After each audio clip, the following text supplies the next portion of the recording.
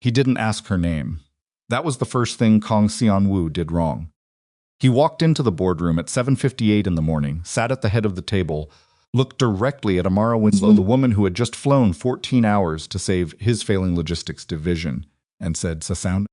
In English, clean enough to cut glass. "You're smaller than I expected." Amara set down her coffee. She didn't flinch, didn't smile politely, didn't laugh it off the way she'd learned to do in a dozen other boardrooms where men said things like that and expected gratitude for their honesty. She just looked at him and said, "You're exactly what I expected." The room went so quiet, you could hear the harbor wind pushing against the windows 40 floors below. If you've ever walked into a room and felt the air change, the moment people decided you didn't belong there, you already know what Amara was carrying before she ever set foot in Haedong. You already know the particular exhaustion of being the most qualified person in the room and still having to prove it before anyone will hand you a chair. This is that story, but it goes somewhere none of them saw coming. Before we get there, if you're new here, hit that subscribe button right now. Every week, this channel brings you stories that stay with you. Stories about people who refused to be what the world decided they were. Hit like if that means something to you, and drop a comment telling me what city or country you're watching from. I want to know how far this story travels. Now let's go. Amara Winslow was 35 years old, and she was tired in the specific way that only successful people understand, the kind of tired that doesn't go away with sleep because it lives underneath ambition, not on top of it. She had grown up in Charlotte, North Carolina, the second daughter of a woman who cleaned office buildings at night and took community college classes during the day. Her mother, Diane, had never once complained about that arrangement. She just did it. Woke up at 5, made eggs, sent her daughters to school with their lunches packed and their uniforms pressed, then went to work in someone else's building so that one day her children might own one. Amara had spent her entire career trying to make that sacrifice mean something. She had a master's degree in supply chain management from NC State. She had 12 years of experience across 3 continents. She had rebuilt a collapsing freight operation in Lagos, restructured port contracts in Rotterdam, and most recently saved a mid-size American logistics company from bankruptcy by cutting 30% of their operational waste in 11 months. The company's board had given her a bonus and a handshake. Then they'd promoted the man she'd trained to replace her when she was on maternity leave with a pregnancy that ended at 22 weeks. She didn't talk about that last part much.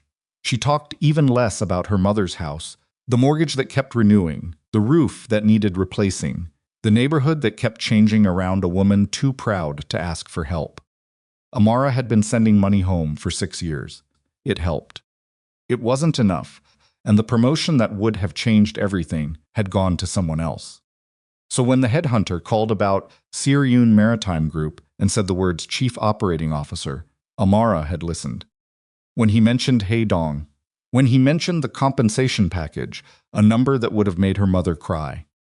When he said the position needed someone who could operate under pressure, who wasn't afraid of a difficult environment, who understood that Seoryun was not a company that rewarded softness. She had said, "Send me the details." She had not said, "Tell me more about Kang Seon-woo." That, in retrospect, was her first mistake. Not her worst one, but the first. She'd done her research, of course. She wasn't careless. She knew Seon-woo was 40 years old and had taken over Seoryun Maritime from his father at 32 after a hostile internal transition that had left 2 senior board members quietly retired and 1 VP permanently. Relocated to an overseas branch no one ever visited. She knew the company controlled 11 major shipping routes along the Eastern Pacific corridor. She knew Seon-woo had a reputation for cold precision in negotiations and a documented habit of outlasting opponents through sheer refusal to blink. What the research did not tell her, what no search result could prepare her for, was the way Kang Seon-woo occupied a room. Not his height, though he was tall. Not his face, though it was the kind of face that people wrote articles about. It was something underneath that. The absolute terrifying stillness of a man who had never once in his life had to raise his voice to be obeyed. She had met powerful men before. She had outworked most of them. This one was different, and she knew it before he said a single word. She knew it because when she entered the boardroom that morning, every person in that room tracked Seon-woo's eyes to see how he'd react to her. Not her credentials, not her presentation materials. Her, the way she was built, the color of her skin, the way she carried herself across a room full of Korean executives who had clearly not expected the new COO to look like Amara Winslow. Seon-woo's face gave nothing away. That was the tell. A man who gave nothing away had already decided something.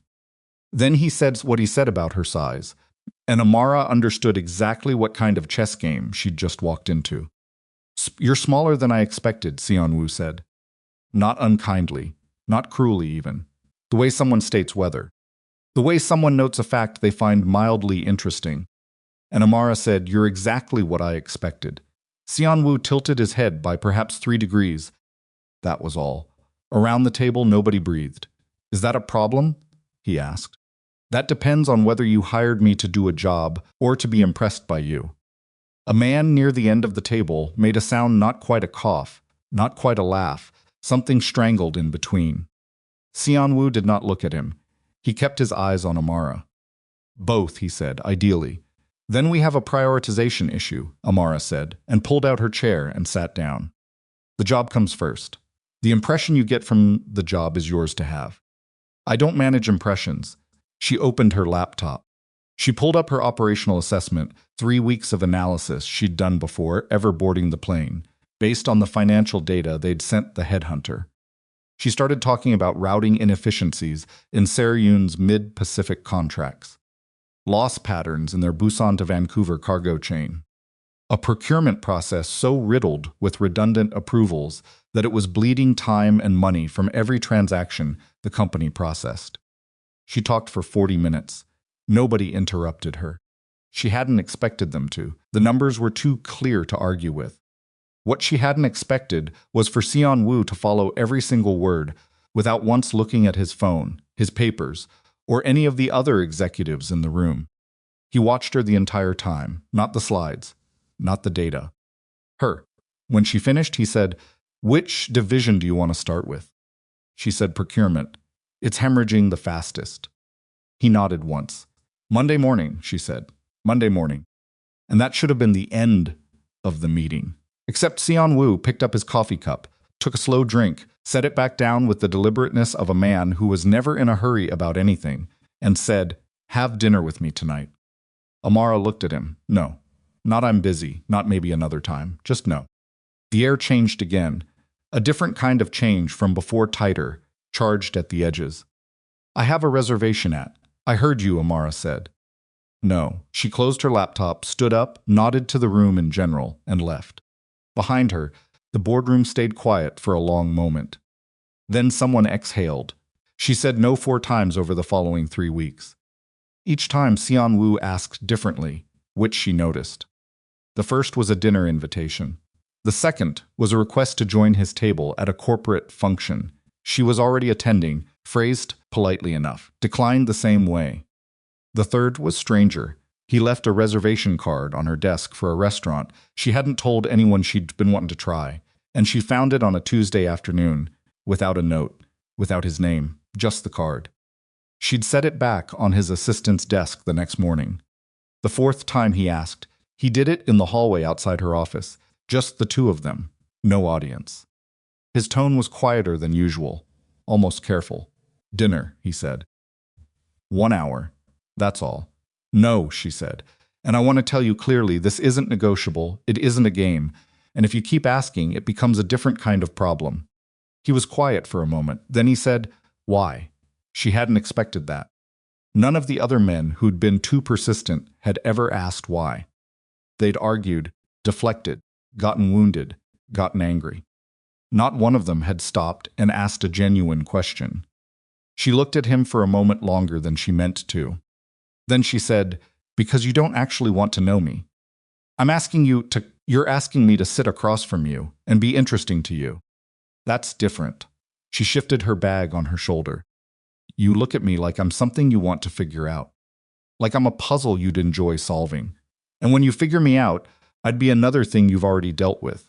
She met his eyes directly. I refuse to be a thing a man has dealt with. Seon-woo said nothing.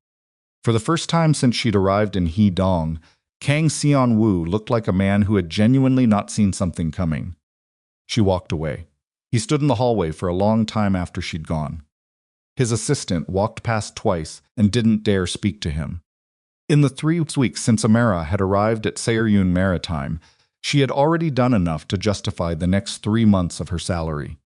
She had mapped the procurement bottleneck, identified a cluster of redundant contracts that were costing the company 11 million won per fiscal quarter in unnecessary administrative overhead, and flagged a vendor relationship in the Incheon division that had the signature pattern of a kickback arrangement. That last one had made 2 senior directors uncomfortable in a way that told her she was right. She worked 12-hour days without complaint. She ate lunch at her desk. She had learned enough Korean to navigate the office, without an interpreter, not fluent, but functional, and the effort had earned her more goodwill from the junior staff than she'd expected. They were the ones who actually knew where the bodies were buried in any organization. She'd learned that in Lagos. She had not made friends. That wasn't why she was here. She had made herself indispensable, which was better. She had also made herself a target, though she didn't know that yet. The man who figured it out first was not Seon-woo. It was a director named Park Hee-jin, who ran Seoryun's Eastern Corridor operations and who had been with the company for 15 years. He was 56 years old, politically careful, and had survived 4 different regimes within Seoryun's leadership by knowing which alliances were real and which ones would dissolve under pressure. He came to Amara's office on a Thursday afternoon and closed the door without being asked. "There's something you should understand about this company," he said in careful English. Amara looked up from a freight analysis. "Sit down, Director Park." He sat. He was quiet for a moment, like a man deciding how much to say. Then he said, "Chairman Kang is not only a businessman." "I know that," Amara said. He looked at her steadily. "You know it the way someone reads it in a report. I want you to know it in the way that changes how you walk through a parking garage at night." Amara put down her pen. "Say what you came to say." The Jang organization has been watching Seoryun for 2 years. They've been losing ground to the chairman on the southern routes, and they're not careful people. When careful people lose ground, they negotiate. When reckless people lose ground, they look for leverage. He paused. "You matter to the chairman. Anyone who matters to him becomes potential leverage." "I don't matter to him," Amara said. "I work for him." "Ms. Winslow," Park's voice was patient. "I have worked here for 15 years. I have watched Chairman Kang in negotiations, in crises, in boardrooms, at funerals. I have never seen him ask anyone to dinner 4 times. Amara was quiet. "I'm not telling you this to make you uncomfortable," Park said. "I'm telling you because if they come for you, they won't announce themselves first." After he left, Amara sat for a long time at her desk. Then she called her mother. "Hey, baby," Diane Winslow answered. "How's Korea?" "It's fine, Mama." Amara closed her eyes briefly. "How's the roof?" "Holding for now." "Don't worry about the roof." "I always worry about the roof." "Baby." Her mother's voice was the one thing that could cut through everything, through the 12-hour days, the director who just warned her she might be kidnapped, the complicated knot of feelings she refused to examine too carefully. "Are you okay?" "I'm working on it," Amara said. "That's not the same thing as yes." "No," Amara admitted. "It's not." The parking garage was on the B2 level of Seoryun's corporate tower, accessible by a staff elevator that deposited you into a fluorescent-lit concrete corridor before you reached the actual parking area. It was 9:40 on a Wednesday night. Amara was the last person still working on her floor, not unusual. She had her bag, her laptop case, her phone showing the car service she'd called, and approximately 45 seconds before everything in her life got significantly more complicated, she heard the footsteps when she was halfway through the corridor. 2 sets, coming from the direction of the parking area, not the elevator. Moving with the particular quality of men who weren't trying to be quiet but also weren't in a hurry, confident that the space was already theirs. Amara's body knew before her mind processed it. She turned. They were already there, 2 men, both large, both wearing jackets that were too heavy for the season. The one on the left had a tattoo visible on his neck above his collar. They stopped about 8 feet from her. The one on the right said something in Korean. She caught 2 words her name and a word that meant come. Amara gripped her laptop bag. Her phone was in her hand. She didn't have time to dial. She had time to do 2 things, scream or run. The corridor was a dead end behind her. Screaming meant nothing in a soundproofed parking structure at 10 in the evening. So she ran. She made it 4 steps before the man on the left moved faster than she'd expected and caught her arm, swinging her sideways into the wall hard enough that the impact knocked the air out of her. Her phone hit the concrete and skidded. Her bag went the other direction. She hit the wall with her shoulder and the side of her face, and the pain was sudden and bright and real in the way that made everything very clear very fast. She was not going to be able to fight these men. She was alone in a basement corridor, and she was not going to be able to fight them.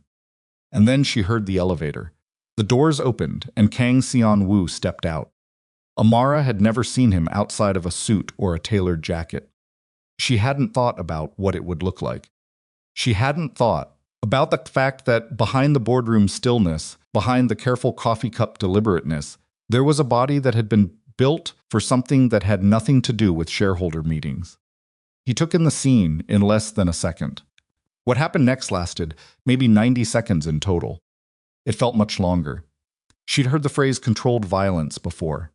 She'd never understood it until she watched Seon-woo move through those 90 seconds, like a man completing a task he'd done many times economical, precise, and absolutely without hesitation. The man who'd caught her arm was on the floor, before he'd processed that he was in danger. The second man lasted longer, made it as far as reaching inside his jacket, and then didn't. When it was over, Seon-woo was breathing harder than usual. His jacket was slightly displaced. There was a cut on his left hand that he didn't look at. He looked at Amara. She was standing against the wall, still upright, one hand braced against the concrete. Her shoulder hurt. Her face hurt. Her legs were not entirely steady, and she was choosing not to acknowledge that. "Are you injured?" he asked. His voice was completely level. "Shoulder," she said. "I'm okay." He crossed to her in 3 strides and examined her face, without touching it close enough that she could see the details of his expression, which was the most unguarded she'd seen it since she'd arrived. He looked angry, but under the anger there was something else. Something that sat deeper. "You knew they were coming," she said. "I suspected. I arrived too late. You arrived exactly when I needed you to." He held her gaze for a beat. Then he said, "You're coming with me." She straightened up from the wall. Her shoulders screamed. She didn't show it. "I'll call my car service, Amara." She stopped. It was the first time he'd used her first name. "Please," he said. Just that word. No follow-up, no argument. Just the one word, and whatever it cost a man like him to say it. She picked up her phone from the floor where it had landed. The screen was cracked, but the phone was still working. She looked at it for a moment. "This comes out of my security budget," she said. He almost smiled. "Not quite, whatever you need," he said. She walked with him to his car. Neither said anything until they were out of the building and moving through Haedong nighttime streets toward the Harbor Hills. "Who were they?" she asked. "Jang Organization. A rival group that has been contesting our southern routes for the past 18 months. They came for me because of you. It wasn't a question." He answered it anyway. "Yes." Amara looked out the window at the city passing. The lights along the water. The harbor cranes standing still in the dark. She thought about her mother and the roof and the number in her contract and the 12-hour days she'd put in to try to build something real. She thought about Park Hee-jin sitting across from her desk, saying the word leverage in his patient, careful voice. "I need you to understand something," she said, still looking out the window. "Whatever this is, whatever you think this is between us, my safety and my professional relationship with you are separate things. You don't get to use one to control the other. I'm not. I know you're not, right now. But if I come with you tonight, if I stay somewhere under your protection, I need that line to be clear. The moment it blurs, I leave. I don't care what the threat level is." He was quiet for a moment, understood. "Say it back to me." He looked at her. "Your safety is yours. Your career is yours. I will not use either to take something you haven't offered." She nodded, turned back to the window. "I want separate quarters," she said. "You'll have them. And I want access to all security arrangements. I don't operate blind. You'll have that too." The city passed. The harbor lights reflected on the water below the hillside road. "Seon-woo," she said. "Yes. Thank you." He didn't answer. But in the front seat, in the dark of the car, Kang Seon-woo, feared chairman of Seoryun Maritime, head of the most powerful criminal organization in Haedong, sat very still and looked like a man who had just realized something he was not prepared for. She didn't see it, but he felt it.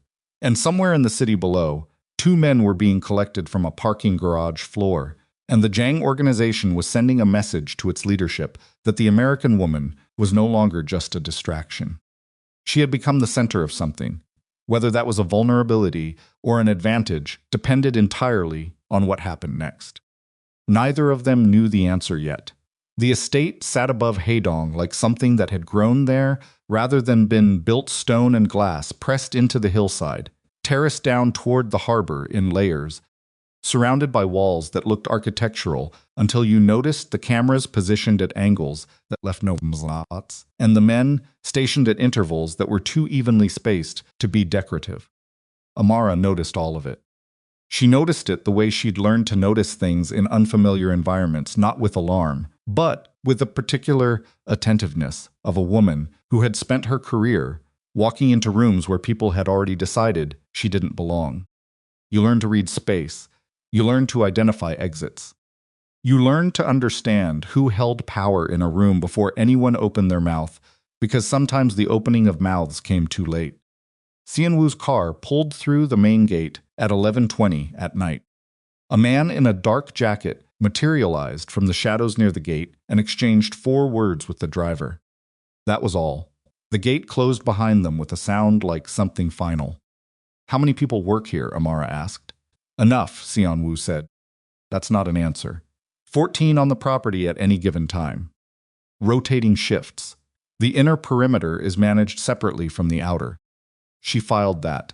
"And they all report to you directly?" "My head of security, a man named Cho. You'll meet him in the morning." The car stopped at the main entrance. A woman in her 50s was already standing at the door. Housekeeper. Amara guessed, from the way she stood rather than the way she was dressed. The posture of someone who managed a household, the way Amara managed a logistics operation with total ownership of the space. "Miss Ahan will show you to your rooms," Seon-woo said. "Rooms, plural, a bedroom, a sitting room, a private entrance to the garden if you want air." He paused. "There's also a study with a desk and a connection to Seoryun's secure network if you need to work." Amara looked at him. He had the expression of a man who had anticipated this conversation and prepared for it, which should have been irritating and somehow wasn't. "Fine," she said, and got out of the car. Her shoulder had stiffened during the drive. She didn't let it show to him how she moved, but Mrs. Han, who turned out to have eyes like a woman who had seen everything and cataloged all of it, noticed anyway. She said something quietly in Korean. Amara caught the word for ice. "I'm fine," Amara said. Mrs. Han gave her a look that communicated, with complete clarity and zero malice, that she had not asked. 20 minutes later, Amara was sitting at the edge of a guest bed with a wrapped ice pack against her shoulder, her cracked phone on the nightstand, and the particular silence of a heavily secured hillside estate pressing against the windows. The room was simple in the way that expensive things sometimes are: nothing unnecessary, nothing cheap, everything exactly where it should be. She sat there for a while, not sleeping, thinking. Then she picked up her cracked phone and started reviewing the freight analysis she hadn't finished. She was already working when Seon-woo's estate came alive at 6 the next morning. She heard the shift change, the particular quality of footsteps that meant people rotating positions, the low exchange of voices near the outer perimeter. She'd been awake for an hour by then, dressed, coffee in hand, from a small machine in the sitting room that she suspected Mrs. Han had set up the night before specifically for her. She had found 3 things in the sitting room that had not been there the previous night. The coffee machine, a small dish of the specific brand of creamer she used at the office, and a printed copy of Seor-yoon's procurement schedule for the following week. She stood in front of that printed schedule for a long time. Then she went and knocked on the door that connected her suite to the main hallway. Seon-woo was already in the room on the other side of it. Not waiting for her, he was at a table near the window, with papers spread in front of him and a phone pressed to his ear, speaking Korean too fast for her to follow. He looked up when she knocked and held up 2 fingers. She came in and stood at the window and looked at the harbor below while he finished the call. The harbor was something. Even at 6 in the morning, even from here, it was a working harbor, cranes moving, vessels repositioning, the small geometry of a port operation that never fully stopped. She could see 3 Seor-yoon vessels from this window. She knew the route schedules by memory at this point. Seon-woo ended his call. "The schedule on my desk," she said, still looking at the harbor. "Who put that there?" I asked Mrs. Han to print it.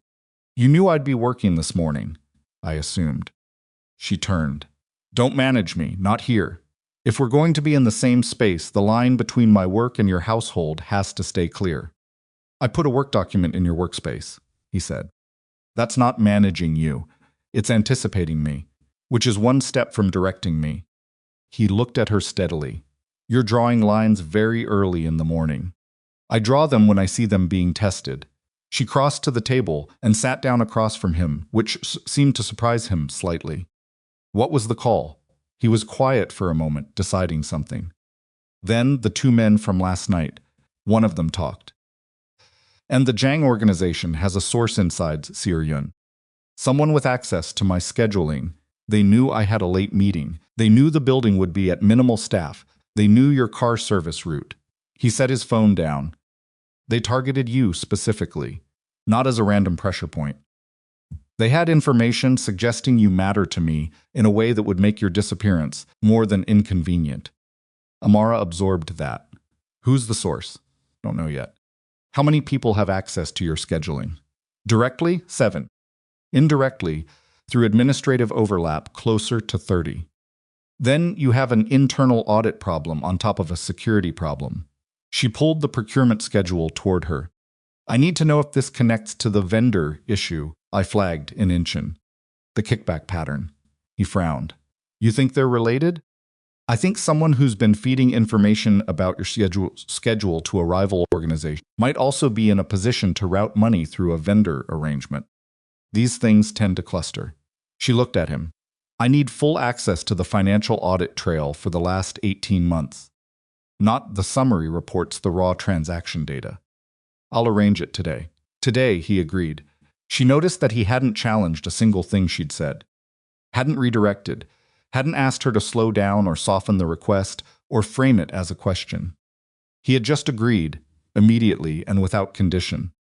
That was either respect or strategy. She hadn't determined which yet. She met Cho at 8.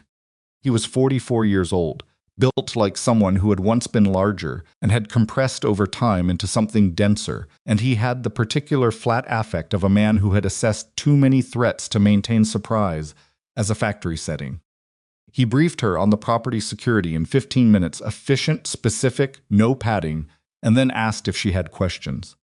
"2 exits I haven't been shown," she said. "The maintenance corridor on the east side and whatever's behind the garden wall." Cho looked at her for a moment. Then he said something to Seon-woo in Korean. Seon-woo said something back. Cho said in English, "I'll show you." He showed her. All of it, the maintenance exit, the garden wall access, the secondary vehicle bay, the communications room where the security feeds were monitored. He walked her through it without editorializing. When they were done, he said, "If something happens and you can't reach the chairman, you reach me." Directly, he handed her a card with a single number on it. Not his assistant, not the front desk, me. She took the card. "And if I can't reach you, then you've already made the wrong decision somewhere earlier in the situation." She almost liked him. "Fair enough," she said. The days that followed had a strange double quality, the estate operating with the rhythms of a fortified household, and underneath it, Amara working with the focused intensity of someone who understood that the safest place she could be was indispensable. She rebuilt her daily schedule around the estate's constraints. morning briefings with Seryun's logistics team via secure video call. Afternoons on the raw financial data, Seon-woo had arranged access to 18 months of transaction records that she went through the way she'd gone through every other operational mess she'd been hired to fix, methodically, without assumptions, following the numbers wherever they went. Evening calls with her Charlotte contacts, keeping threads alive that she couldn't afford to let go cold. She did not go to the office. This was the one concession she'd made to the security situation, and it cost her something. The office was where she could read the room, not just the numbers, but the people. You couldn't run an operation remotely and feel the full temperature of what was actually happening. Seon-woo seemed to understand this, without her saying so. On the third day, he arranged for 3 of her key department heads to come to the estate for a working session. She ran it in the estate's conference room, which was better equipped than she'd expected, and afterward, she found him standing in the doorway of the room with 2 cups of coffee and an expression that was as close to uncertain as she'd seen on him. "Too much?" he asked, meaning the arrangement. "It worked," she said, taking one of the cups. "Don't be smug about it." "I wasn't going to be. You were thinking about it." He almost smiled. He kept almost smiling, and she kept noticing it, which was its own separate problem. They'd fallen into an arrangement that neither of them had named. Evenings, when the estate was quiet and the security rotation had settled into its overnight pattern, they ended up in the same room. Not by design, or not exactly. She'd come to get more coffee, and he'd be at the table with the papers he never fully put away. Or he'd be standing at the window looking at the harbor, and she'd end up standing next to him because the one thing about Haedong that she genuinely loved, and she wasn't going to give that up because a man was already occupying the window. They talked. About the company, about the routing problems she was mapping, the personnel questions she was turning over. About logistics in the abstract, which was a subject he understood better than most people she'd met, because running a criminal organization at the scale the Kang family had built required exactly the same discipline as running a legitimate shipping company, knowing where every asset was at every moment, planning for contingencies, never letting the human variables convince you that the numbers were wrong. "You've been doing this since you took over at 32? She asked one evening. "Earlier. My father started including me in operations at 24. "What was that like?" He was quiet for a moment. "Educational," he said. "Not in the way I would have chosen." She waited. He wasn't a man who filled silence, she'd learned that. He said what he meant to say and let the rest sit. "My father," he said, "believed that power was a thing you kept by making sure everyone around you was slightly afraid of losing it. That's one model." He looked at his coffee cup. "It works until it doesn't." What made it stop working? He got sick and discovered that the people he'd kept afraid didn't become loyal when he became vulnerable. They became opportunistic. He said it without bitterness, just the flat statement of a fact he'd had years to process. "I spent the first 2 years after I took over dealing with the consequences of that arrangement. The board members who quietly retired." He looked at her. "You researched me thoroughly. And what did you conclude?" She wrapped both hands around her coffee cup. "That you're smarter than your father. And lonelier." The silence after that was different from the others. "That's a significant thing to say to someone," he said finally. "You asked."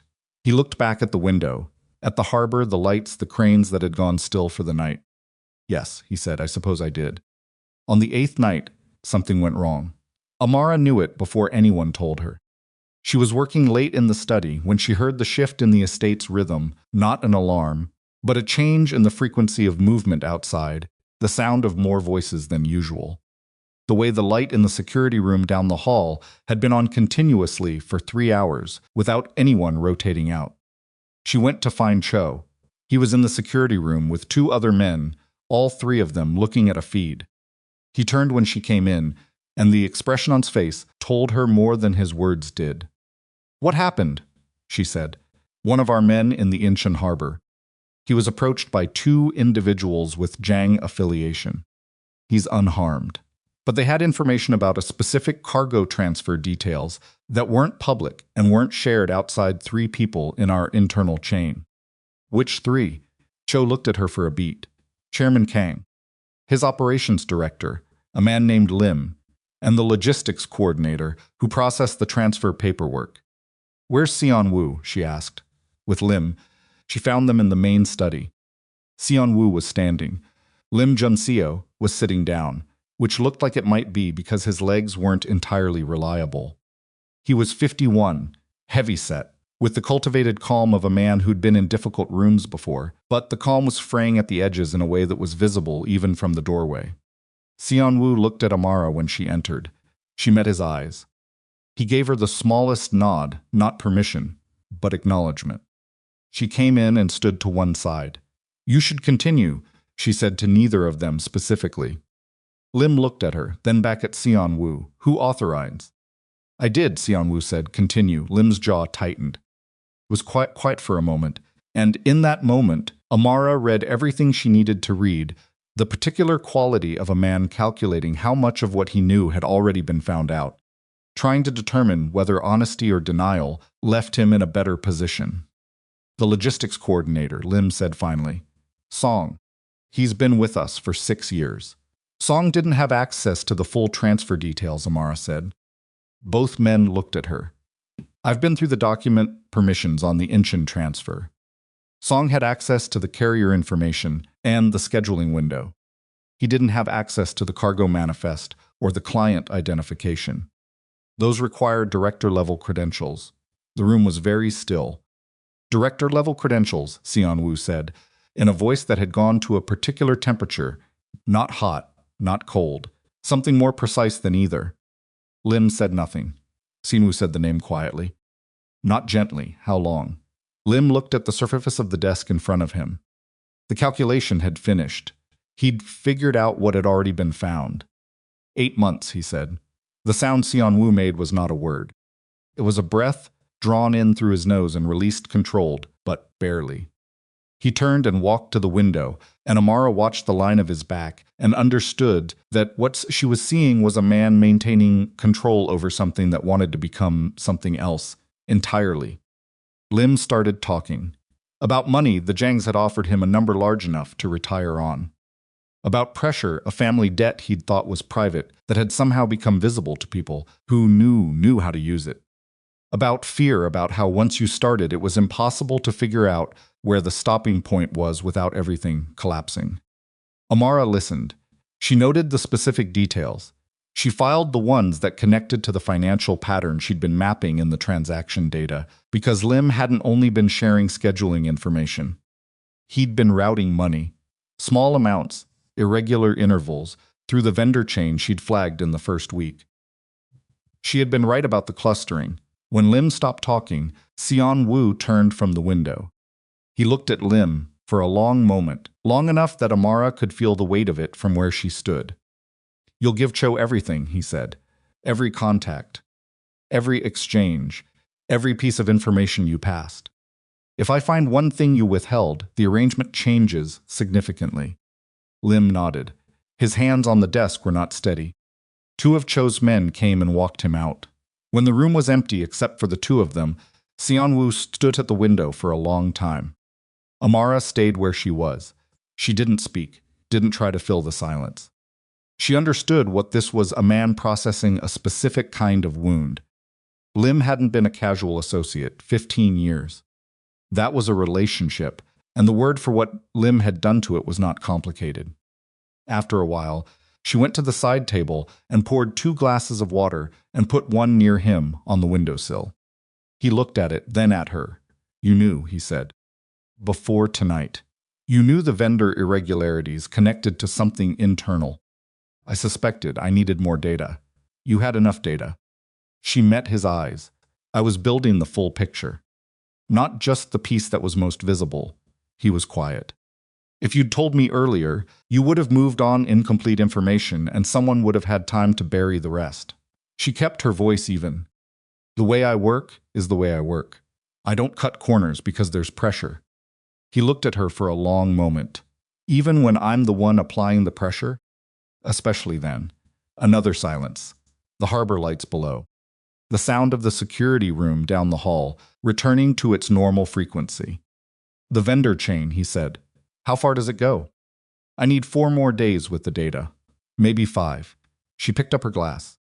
But Lim wasn't the only one. The pattern is too consistent for one person to maintain alone. Someone was coordinating the timing. Seon-woo absorbed this. She could see him doing it, the process of moving from reaction to calculation, from the personal wound to the operational problem. It was something she recognized. She did the same thing herself when the situation required it. You should sleep, he said. So should you. I don't sleep well. He started again. I'll be here for a while. She set down her glass. She started toward the door. She got almost there and then stopped, because something was pulling at her that she wasn't in the habit of ignoring, not sentiment, but the specific recognition of a moment that required more than professional distance. She turned back. Seon-woo, she said. He looked up. 15 years is a long time to know someone. What happened tonight is going to sit differently than an operational problem. Don't let the operational framing convince you it doesn't. He looked at her for a moment that stretched past the point of professional interaction. You have an uncomfortable habit, he said, of saying the exact thing I'm trying not to think. I know, she said. Good night. She walked back to her suite and sat on the edge of the bed and pressed her palms against her eyes and thought about the look on his face in that room after Lim's voice had stopped. She thought about 15 years and the specific kind of betrayal that required trust to function. She thought about her mother saying, that's not the same thing as yes, and the way she was becoming increasingly aware that she was using the word professional, the way people use umbrellas in a downpour, not to stay dry, but to maintain the impression of having made a reasonable attempt. She was not falling for Kang Seon-woo. She was being extremely careful not to fall for Kang Seon-woo. Kang Seon-woo, which was a different, and the difference was getting harder to maintain every day she spent in his orbit. She put that thought in the same place. She put the thought about the parking garage in the category of things that were true and that she was going to deal with one at a time in order of operational priority. Currently, the operational priority was the mole in Sarah Yoon's financial chain, who was not Lim alone, and who still had no idea that Amara had been tracing the thread backward through 18 months of transaction records and was getting very, very close to the far end of it. That thought made the other ones easier to set aside. She picked up her laptop and kept working. 4 days later, she found the second name. It was not a director. It was not anyone with Lim's seniority or visibility. It was a 32-year-old financial analyst named Baek, who processed cargo release authorizations in Seoryun's central accounting division, invisible in the way that people with technical access and no organizational prominence are always invisible. You looked at the directors. You looked at the VPs. You never looked at the person who actually moved the numbers. Amara had looked at the person who moved the numbers. Baek had been authorizing microtransfers, small enough not to trigger internal review thresholds, frequent enough to accumulate into something significant, to 6 different shell accounts over the past 14 months. 3 of those shell accounts connected, through 2 intermediary companies, to entities that Cho's team had already flagged as Jang adjacent. She brought the complete analysis to Seon-woo at 7 in the morning. She laid it out on his table. She walked him through every layer without editorializing, without framing, just the data and what it demonstrated. When she finished, he sat with it for a long time. This is thorough, he said. It's complete, she said. Everything that was moving and where it was going. You can act on this. He looked up. You could have given me Lim and stopped. That would have been enough. Enough to close one hole. Not enough to close the system. She gathered the papers. Lim was being managed. Baek was the mechanism. They're different problems. Who else knows you have this? You now and me. He nodded slowly. Cho needs to see this before we move. I know. I wanted you to see it first. He looked at her. Not the way he'd looked at her in the boardroom. On that first morning, not the fascinated, acquisitive look she'd read so clearly and rejected so completely. This was different. This was the look of a man who was recalibrating something fundamental. Why? He asked. She met his eyes. Because it's your company. And because the decision about how to use this is yours to make. I build the picture. You decide what to do with it. And if I make the wrong decision, then I'll tell you, she said. Directly. That's also my job. He held her gaze for a moment longer than was strictly necessary. Then he said quietly, "You are not what I expected when I hired a COO." "No," she said. "I know." She was almost at the door when he said her name. She stopped. "What you said the other night," he said. "About Lim. About not letting the operational framing cover what it actually was." "Yes, I thought about it. For most of the night." She waited. "You were right," he said. "It sat differently." "It still does." He paused. "I don't have many people who say the true thing instead of the useful thing." The quiet between them expanded into something she could feel the shape of. "That's a lonely way to live," she said. "Yes," he said. "It is." She left before either of them could say anything that couldn't be unsaid. She walked down the hallway of his estate with the harbor visible through the tall windows, the morning light coming off the water in long, flat angles, and the absolute, unwelcome certainty settling somewhere beneath her sternum that the professional category she'd been filing things into was nearly full. And in the operations room on the other side of the estate, a secure line connected to a Jang-affiliated contact was receiving a piece of information not from Lim, not from Baek, both of whom were now under Cho's quiet supervision, but from a third channel that nobody had found yet. The message was simple. The American woman had built the complete picture, and the Jang organization needed to destroy it before it could be used. The article went live at 6:47 in the morning. Amara found out the way most people find out about disasters, not from the people who should have warned her, but from the silence of people who didn't know what to say. Her phone had been quiet since 6. No messages from her department heads, who usually had questions by 7. Nothing from the logistics team in Busan. Nothing from the Incheon coordinator she'd been working with daily for 3 weeks. Just silence, and then a message from a number she didn't recognize, no name, no context, just a link. She clicked it sitting at the desk in the estate study. Still in the clothes she'd half slept in, coffee going cold beside the laptop. The publication was called Haedong Business Weekly. It had a readership of approximately 40,000 professionals across the port city and its commercial networks, executives, shipping brokers, port authority staff, the kind of people whose opinion of you determined whether your career in this city had a future. The article was the lead story. The headline took up the top third of the page. Syrian's American appointment, merit or favor.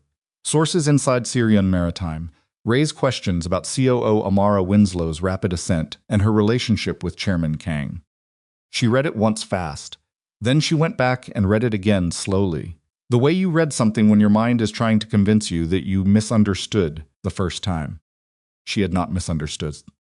The article was careful in the specific way that defamatory pieces are careful. Nothing that could be proven false in isolation, everything arranged to produce a conclusion that the individual sentences, taken separately, didn't technically state. It noted that Amara had been appointed COO within 48 hours of her first meeting with Chairman Kang, which was true. It noted that she had been living at his private estate for the past 2 weeks, for security reasons that the company had declined to elaborate on, which was also true. It quoted 3 anonymous sources, all described as senior Syrian insiders, who expressed concern that the COO's role had been created specifically for her, that her authority exceeded her verified credentials, and that her presence at the chairman's residence suggested a personal relationship that made her professional independence impossible to establish. One source was quoted directly, though without a name. "We have seen this before. A powerful man decides he wants someone near him. The title comes with the person. The person is not there because of the title." The article did not use the word mistress. It didn't have to. It arranged everything around that word the way you arrange furniture around an empty space and let the reader identify what's missing. Amara set down her coffee cup. She set it down carefully, with 2 hands, because something in her chest had gone very tight, and she understood that the next 60 seconds were going to determine what kind of morning this became. She breathed in through her nose, out through her mouth. She looked at the harbor through the window. The cranes were moving. A Syrian vessel was being loaded in the far left of the frame, and she knew from the manifest she'd reviewed the day before that it was carrying automotive parts to Osaka. and was running 4 hours behind schedule because of a crane malfunction in the night shift, and that the delay was going to cost approximately $2.3 million, one in contractual penalties if it wasn't resolved by noon. She knew that. She knew it because she had been doing her job.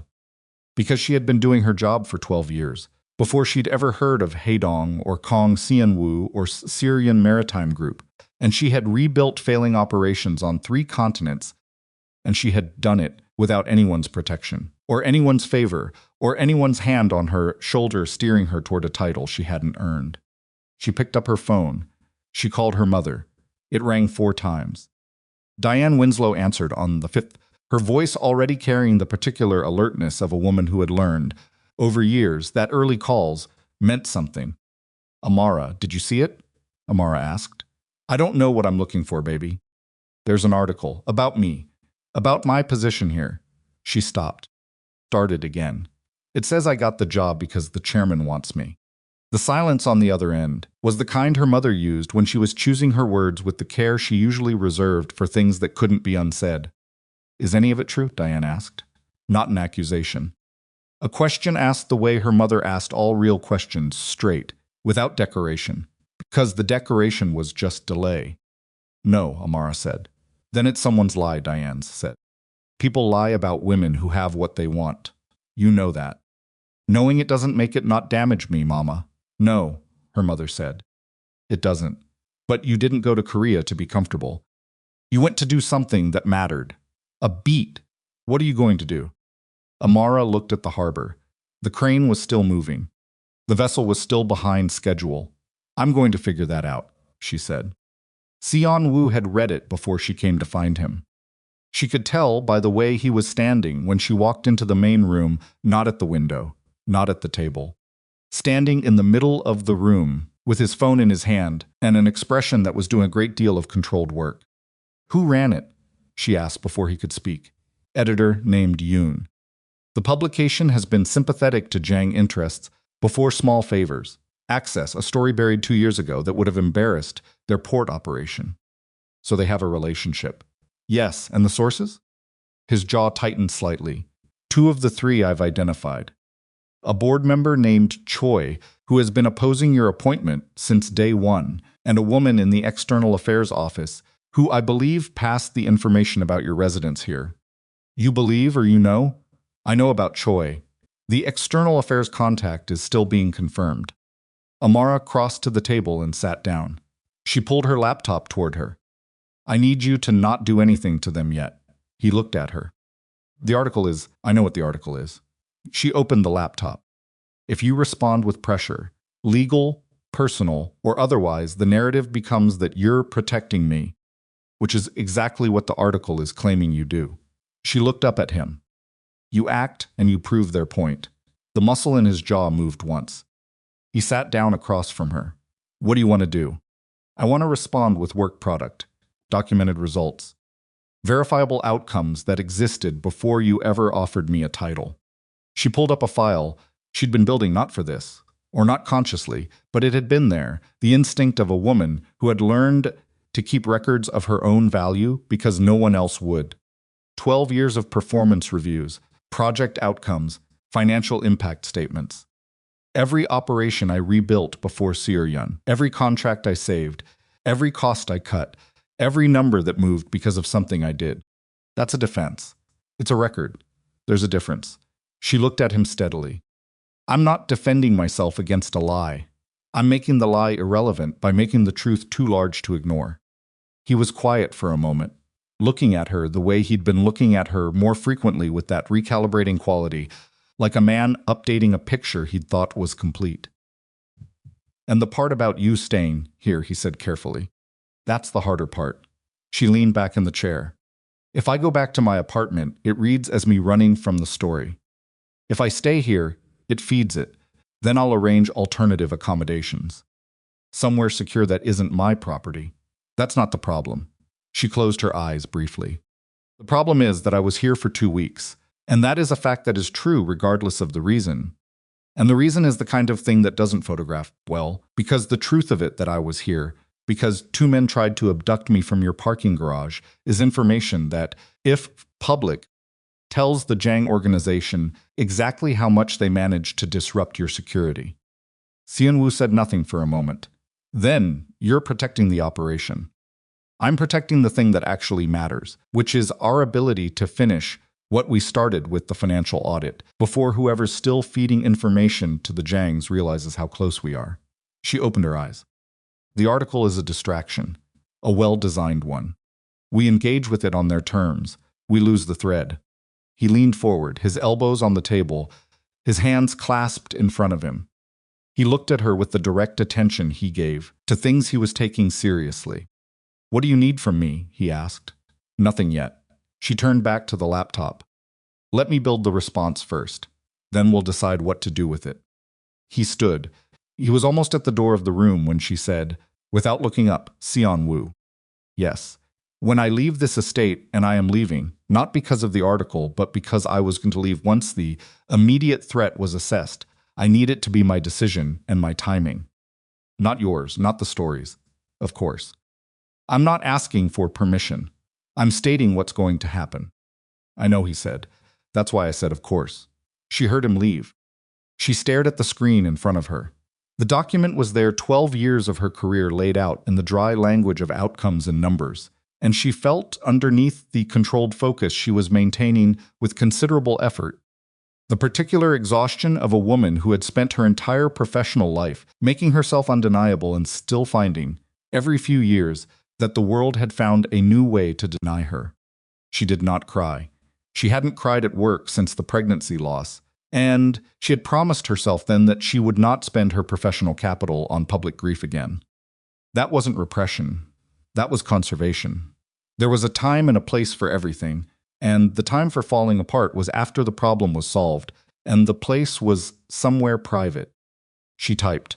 She built the document. She made the truth as large as she could make it. She didn't know, then, that it wasn't going to be enough. The gala was Seon-woo's idea, and she had argued against it for 40 minutes before he said the thing that stopped her. "You're building a document," he said. "I'm offering you an audience."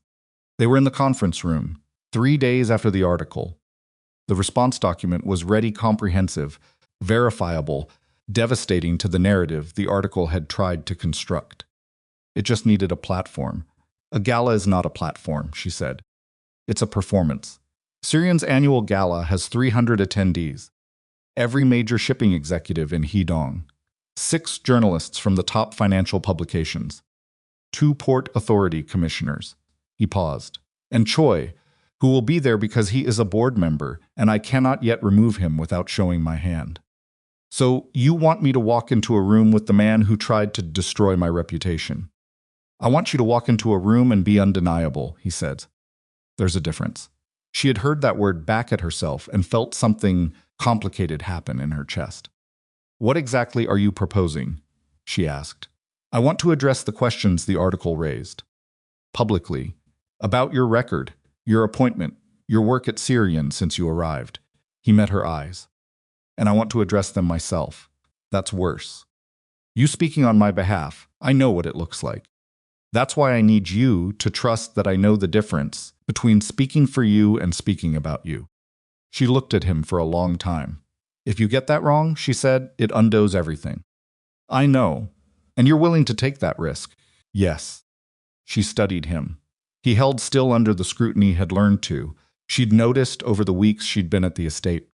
In the beginning, he'd had a tendency to redirect under sustained direct attention. He didn't do that anymore. He looked back. "Why?" she said. He took a breath. "Because you were right," he said.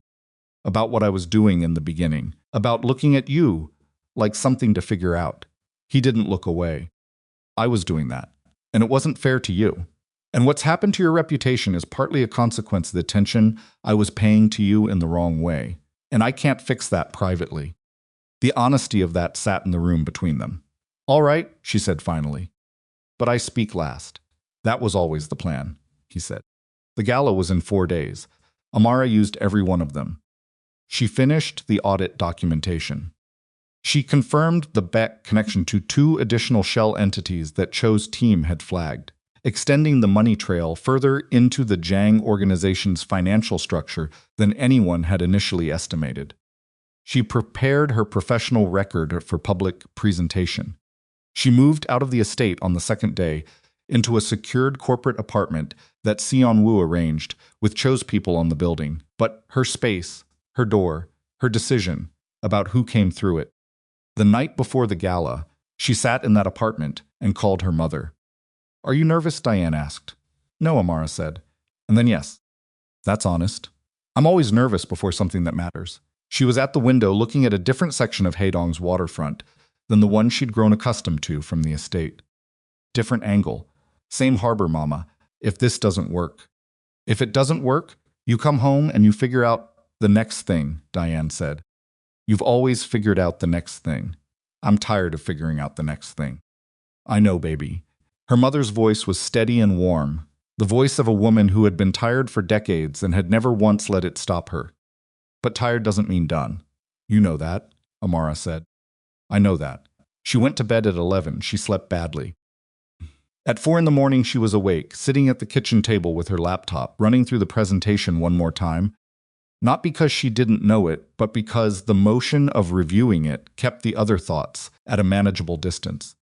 The other thoughts being the look on Seon-woo's face when she'd said the word lonely. The way he'd learned to hold still under her attention. The feeling in her chest when she'd heard him say, I was doing that, and it wasn't fair to you, in the voice of a man who did not apologize often and was doing it anyway. She closed the laptop. She went back to bed. She stared at the ceiling and told herself, with the firmness of a woman who had learned to manage her own interior weather, not now. After the gala, after the audit is complete, after the Jang situation is resolved, after everything is done, then she could afford to sit with those feelings and figure out what to do with them. She believed herself, mostly. The gala was held in the top-floor ballroom of Haedong's premier hotel, a room with floor-to-ceiling windows overlooking the harbor, dressed for the evening in the understated, expensive way of events where the money in attendance made decoration feel redundant. 300 people, 6 journalists, the hum of a room full of professionals who had all read the article and were watching to see how this played out. Amara arrived with no entourage. She had considered bringing someone, a colleague, a buffer, and had decided against it. She arrived alone because she had always arrived alone, and because the story being told about her was a story about a woman who needed a powerful man to exist in professional spaces, and the most direct response to that story was to exist in this space exactly as she always had. She wore black. Not because of what it signaled, she was past the age of dressing for messages, but because she liked it and it fit, and she was not going to dress for anyone else's comfort tonight. She took a glass of water from the first server she saw and moved through the room. She felt them looking.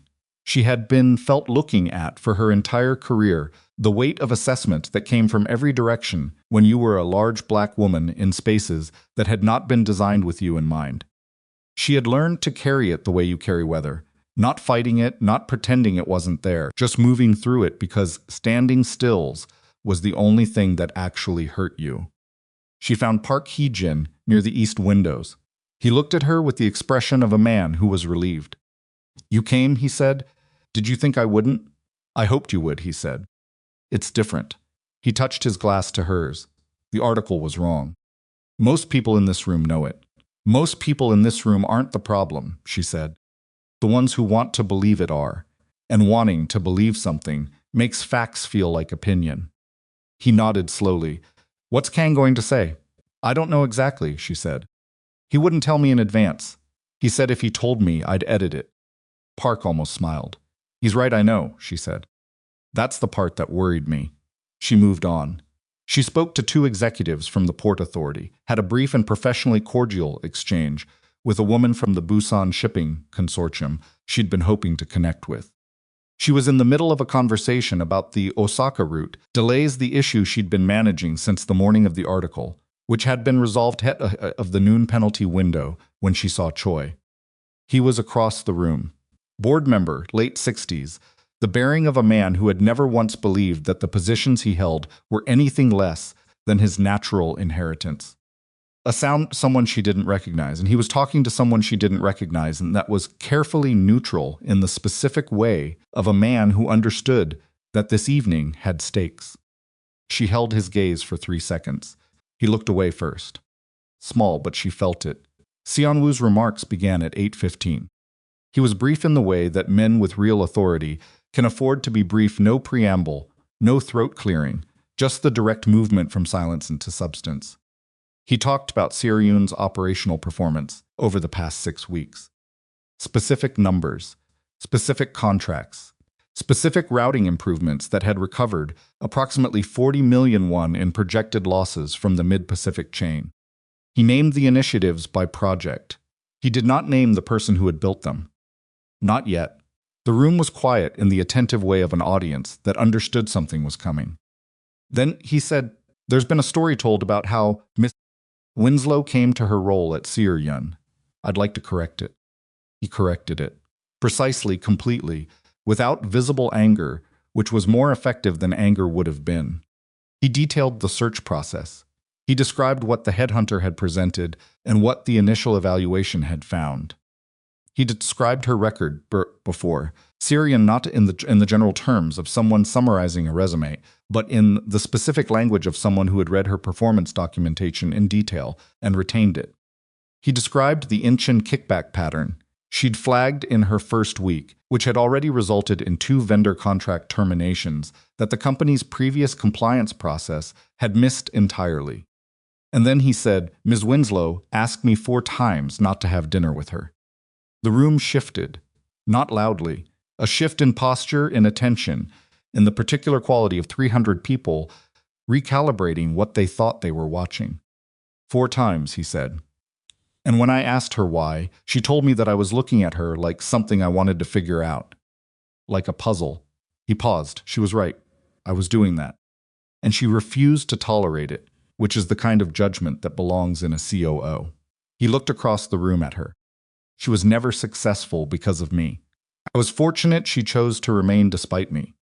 The silence that followed that statement was the kind of silence that meant the room was processing something it hadn't expected.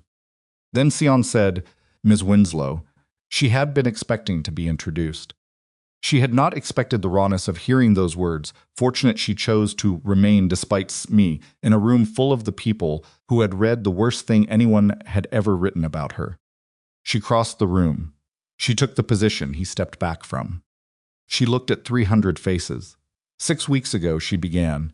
This company was losing 11 million won per quarter in procurement inefficiencies that had been present in the system for at least 4 years.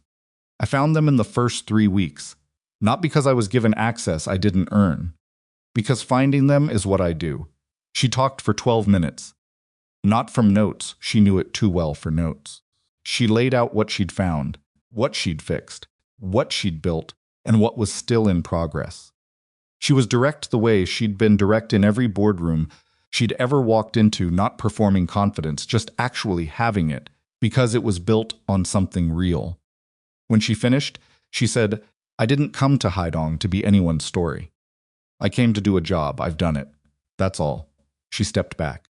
The applause was genuine. Not universal. Choi was still. 2 others near him were still. But the room moved, and the movement was real. And then Seon-woo walked back to the center of the room, looked across it until his eyes found hers, and said something she had absolutely not anticipated. "Miss Winslow," he said, and the whole room held, "What do you want? Not what does the company need? Not what should happen next. What do you want?" In front of everyone who had tried to define her by what she meant to him. He was asking her, in front of all of them, to define herself. The silence lasted long enough that she could hear the harbor sound faintly through the glass. She looked at him across the room. 300 people between them, and the distance felt like nothing. And somewhere in the back of her chest, behind the professional category that was absolutely overflowing by this point, something shifted in a direction she had been carefully preventing it from shifting. She was going to answer him. But first, she needed to understand what the question actually was. She found him on the terrace afterward. The gala was still running inside the full portion was over. The room had dissolved back into the fluid socializing that followed these events, and she had needed air. She had also needed to not stand in a room where 300 people were deciding what her face meant when she'd looked at Kang Seon-woo across the ballroom. He was already there, standing at the railing, looking at the harbor below. His jacket was on. He was holding a glass of something he hadn't drunk. She stood beside him, close enough to speak without raising her voice, far enough that the distance was its own statement. "What do you want?" she said, not a question, repeating his words back at him. "Yes," he said. That was a significant thing to ask in front of 300 people. "I know. Were you trying to force my hand?" He turned to look at her. "No. I was trying to give you a room full of witnesses to whatever you decided." He paused. "Because if you say yes to anything with me, I want it to be in a room where everyone can see that it was yours. That I didn't—" He stopped. Started again. "That you weren't standing in my shadow when you chose." She looked at him for a long time. "You understand," she said carefully, "that there are conditions. Tell me, my career stays mine, my work stays mine. You ask instead of command. Protection does not become control. Yes. You don't solve problems for me that I'm capable of solving. You don't step in front of things I've decided to face. Yes, and if I ever feel the line blurring, you tell me," he said, directly, "and I listen." She turned back to the harbor, breathed in the salt air. Let the weight of the evening settle into something she could actually feel the shape of. "There's something you need to know," she said, "before anything else." He waited. The financial audit. The third channel, the one that was still active after Lim and Bake. She kept her eyes on the water. "I found it this morning, before the gala." "I didn't tell you because I needed to get through tonight first." He went very still beside her. "It's not a Syrian employee," she said. "It's your legal counsel, a man named Woo Sang-hyun. He's been providing the Jang organization with your litigation strategy, your contract vulnerabilities, and the specific financial information they needed to structure the Bake transfers in a way that avoided your internal review thresholds." She paused. "He's been doing it for 22 months. The sound Seon-woo made was barely audible. It was the sound of something breaking that had been under pressure for a long time. "Woo," he said. The name came out flat, almost toneless. 22 months, she said again. "He was there when you took over from your father. He helped you with the board restructuring. He drafted the terms of the Incheon vendor contracts. He helped me design the security structure for the estate," Seon-woo said. Very quietly, "He knows every layer of it." The implication of that landed between them and sat there. "He knows how to get in," she said. "Yes, and he knows that I have the complete audit. Because your communications with him, about my appointment and my access, he would have seen all of it." Seon-woo turned to look at her. His face had done something she hadn't seen it do before. Not anger, not the controlled fury of the parking garage night, not the wounded precision of the Lim confrontation. This was something older. The expression of a man who had just discovered that the foundation he'd been standing on for 22 years had a crack running all the way through it, and the crack had been there since the beginning. "He'll know we know," she said. "Not tonight, but soon. When Cho starts moving and Woo doesn't get the communications he expects, he'll know. How long do we have? Days? Maybe less." He looked back at the harbor. His hands on the railing were very still. "The Jangs will move. Yes, and they'll move on me. Because I'm the one who built the picture." She said it without drama, just the assessment she'd already made sitting at the kitchen table at 4 a.m. "I'm the one who can testify to what the documents show. If the documents disappear and I'm not available, that's not going to happen." His voice had the temperature again, the precise cold temperature. "I know," she said. "But I need to know you understand why I'm the target, not just the logistics chain." He looked at her directly. "I understand." "Good." She straightened up from the railing. "Then we need to move before he figures out that we know." Tonight, she was already turning back toward the terrace door. When he said her name, she stopped. "Amara." He said it the way he'd said it the night of the parking garage, not a command, not a question. Just her name, said with the full weight of everything it had come to carry in the past 6 weeks. She turned. He looked at her across the terrace. The harbor behind him, the lights of the city, the cranes in the distance. The man who had asked her what she wanted in front of 300 witnesses and meant it. "Later," she said, "when this is done, We'll talk about the rest." He nodded once.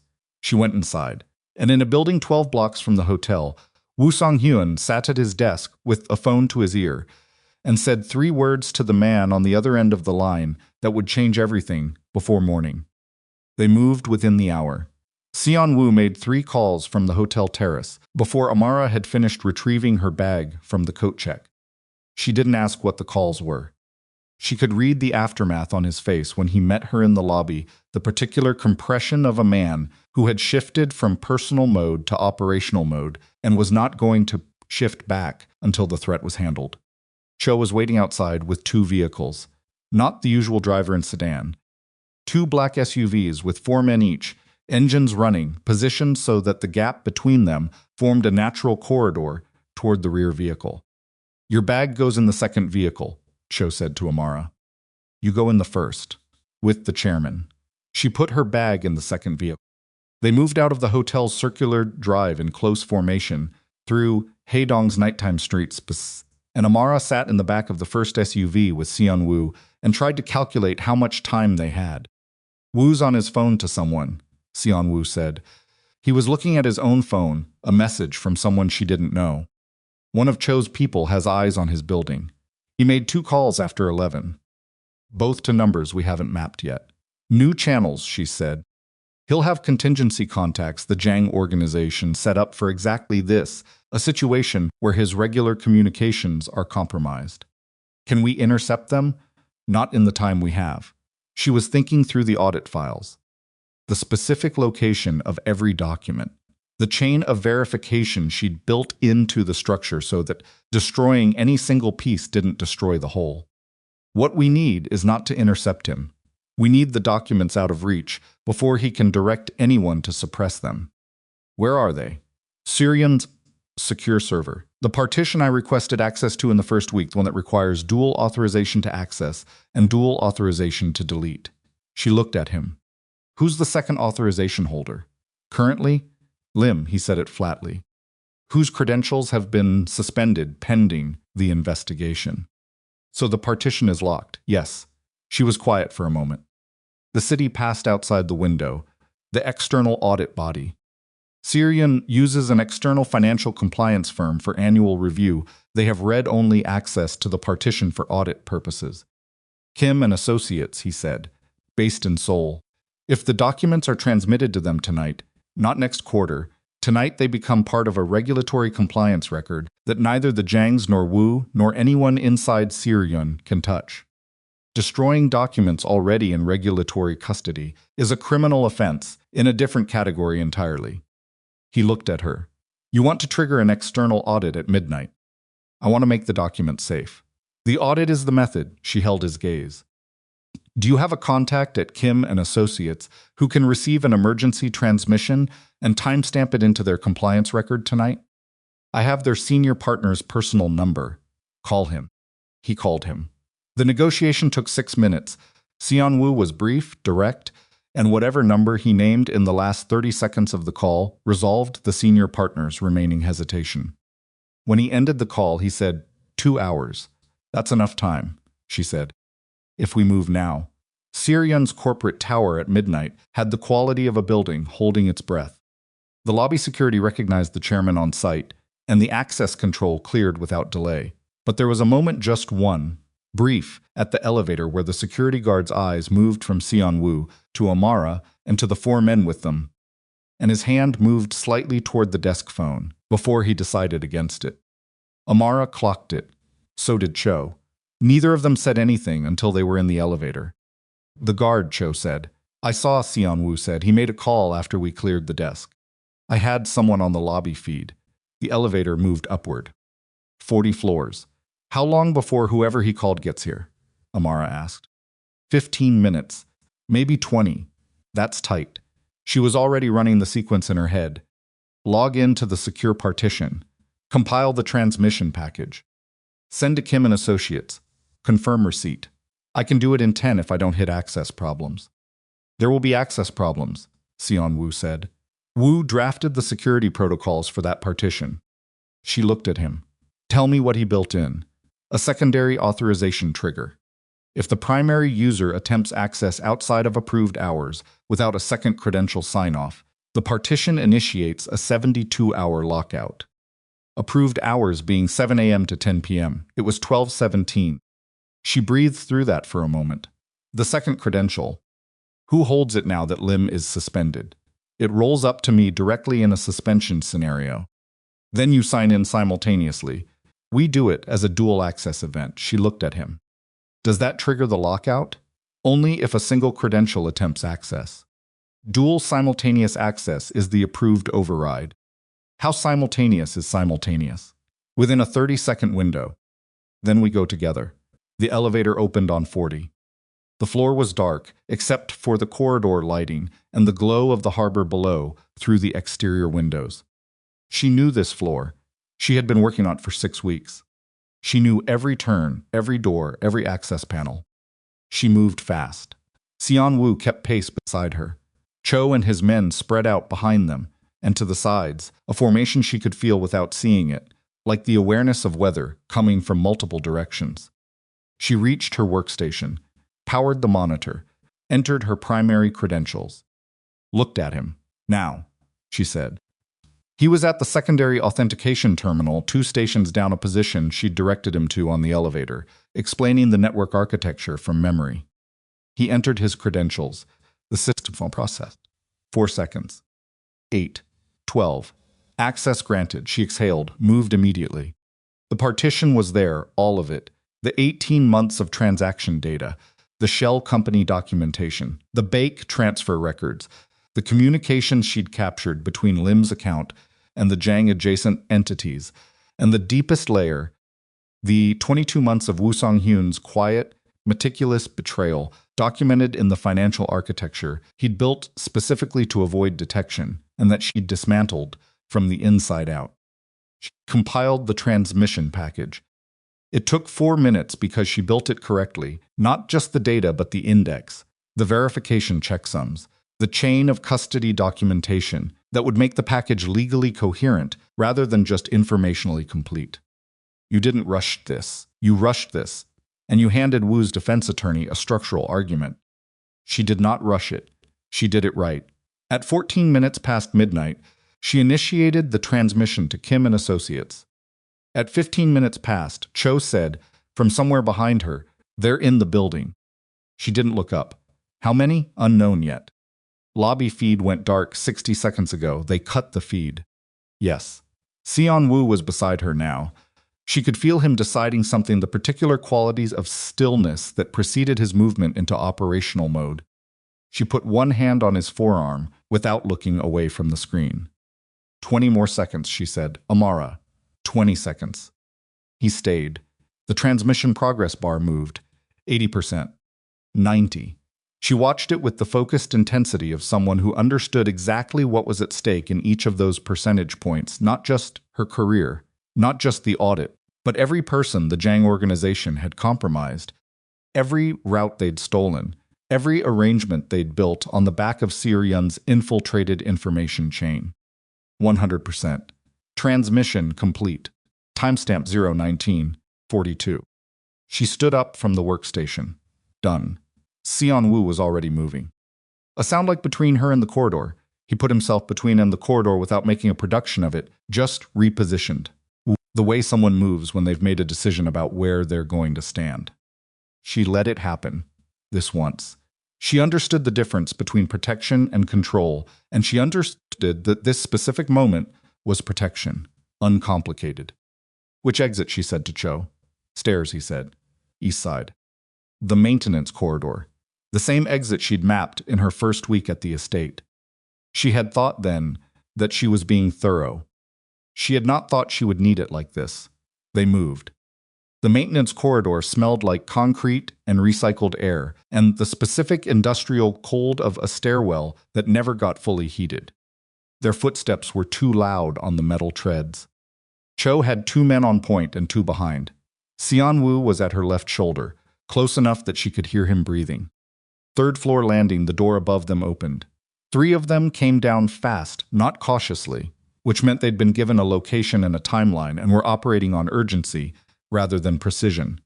Cho's two front men met them in the stairwell, and the next 40 seconds were sounds Amara filed into the same category as the parking garage, something controlled and brutal happening in a tight space, conducted by people who knew exactly what they were doing.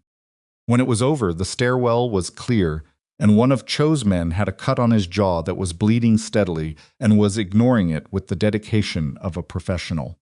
"Move," Cho said. They moved.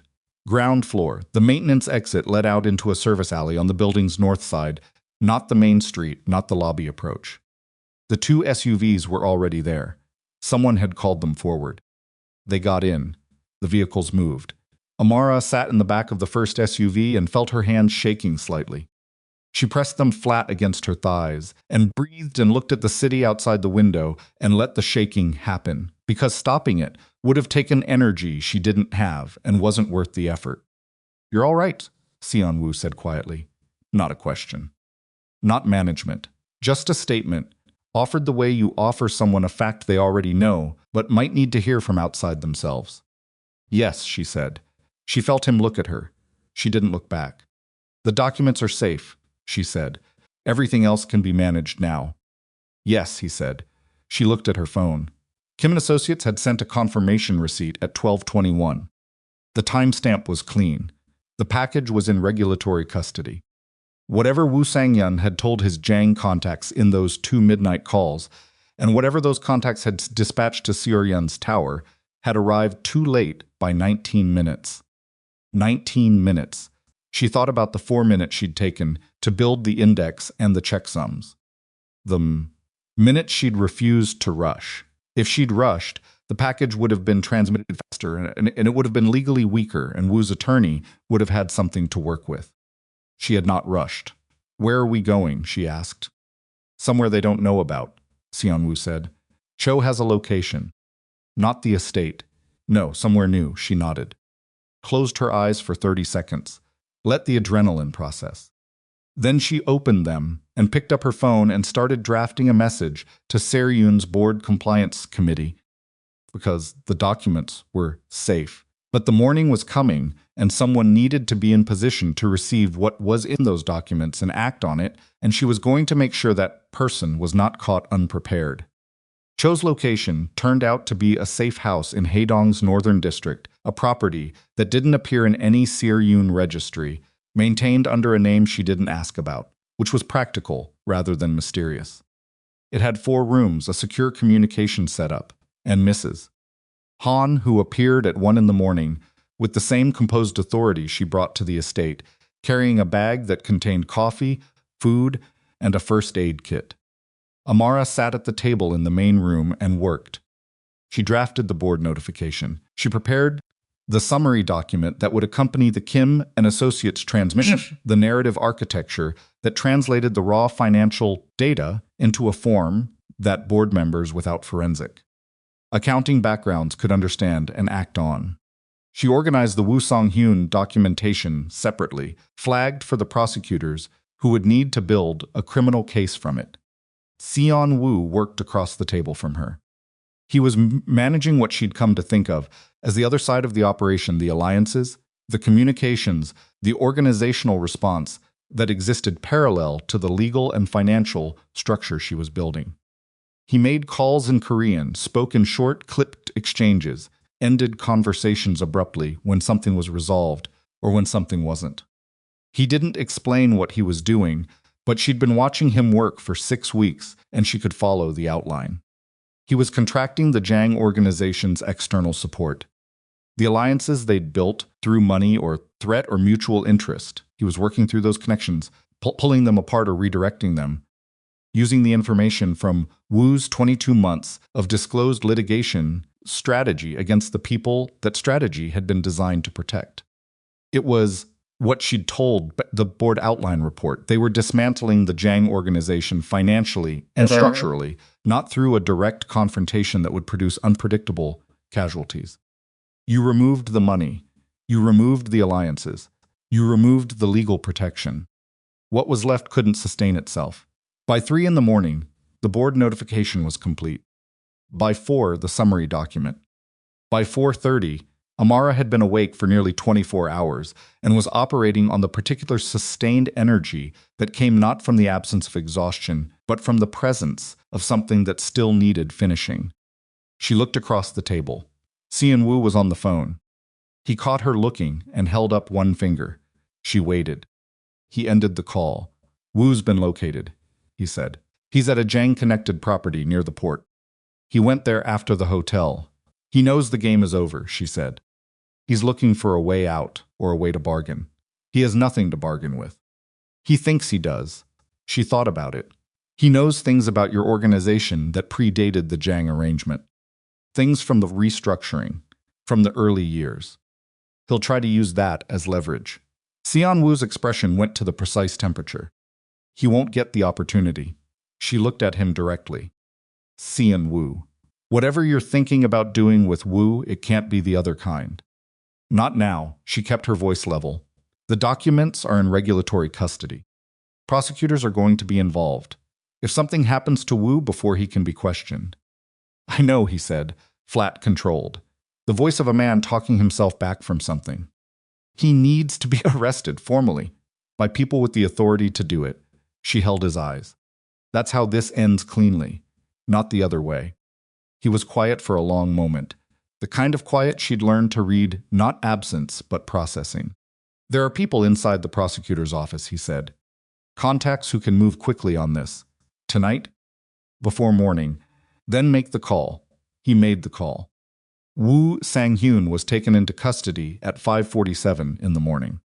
Amara knew because Cho told her, and because the notification appeared on her phone 9 minutes later from some source she hadn't expected, Park Hee-jin, who had apparently been awake all night and was better connected than his careful political neutrality had ever suggested. "Woo is in custody. Board emergency session called for 9 a.m. You should be there." She replied, "I'll be there." She put down the phone and sat with the quiet of the safe house for a moment. Outside, Haedong was starting to move the harbor shift change, the early port traffic, the particular sound of a working city resuming after a night that had been, in most of its parts, completely ordinary for everyone who wasn't in this room. Mrs. Han appeared at the kitchen door and said something in Korean. Amara caught the word for breakfast. "Yes," Amara said. "Thank you." She washed her face in the bathroom. Changed into the spare clothes she'd had the presence of mind to put in her work bag 2 weeks ago. A habit from 12 years of being in situations where you didn't always know which building you'd be sleeping in. She looked at herself in the mirror. She looked tired, in the specific way, that wasn't going to be fixed by anything short of about 16 hours of sleep, which she was not going to get today. She looked all right. She had looked worse and done better work. When she came back to the main room, Seon-woo was standing at the window. The early light was coming in sideways, the harbor visible in the distance, and he had the posture of a man who had been awake all night and was not going to acknowledge it. She sat down at the table. Mrs. Han brought coffee. She wrapped both hands around the cup. "The board's session is at 9, she said. "I know." He turned from the window. "I'll be there. They're going to ask about Woo, about how long this went on and what it means for the restructuring and how much of your legal strategy in the past 2 years is compromised." "Yes. Do you have answers for those questions?" "Some of them." He sat down across from her. Sir.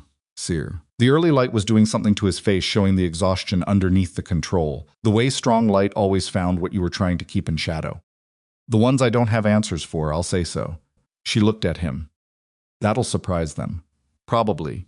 He reached for his own coffee. "It surprises most people." The quiet between them had a different quality in the early morning, less charged, more settled.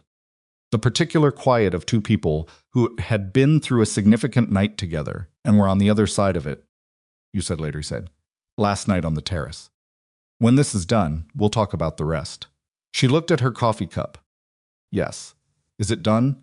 She thought about the board session. The prosecutors.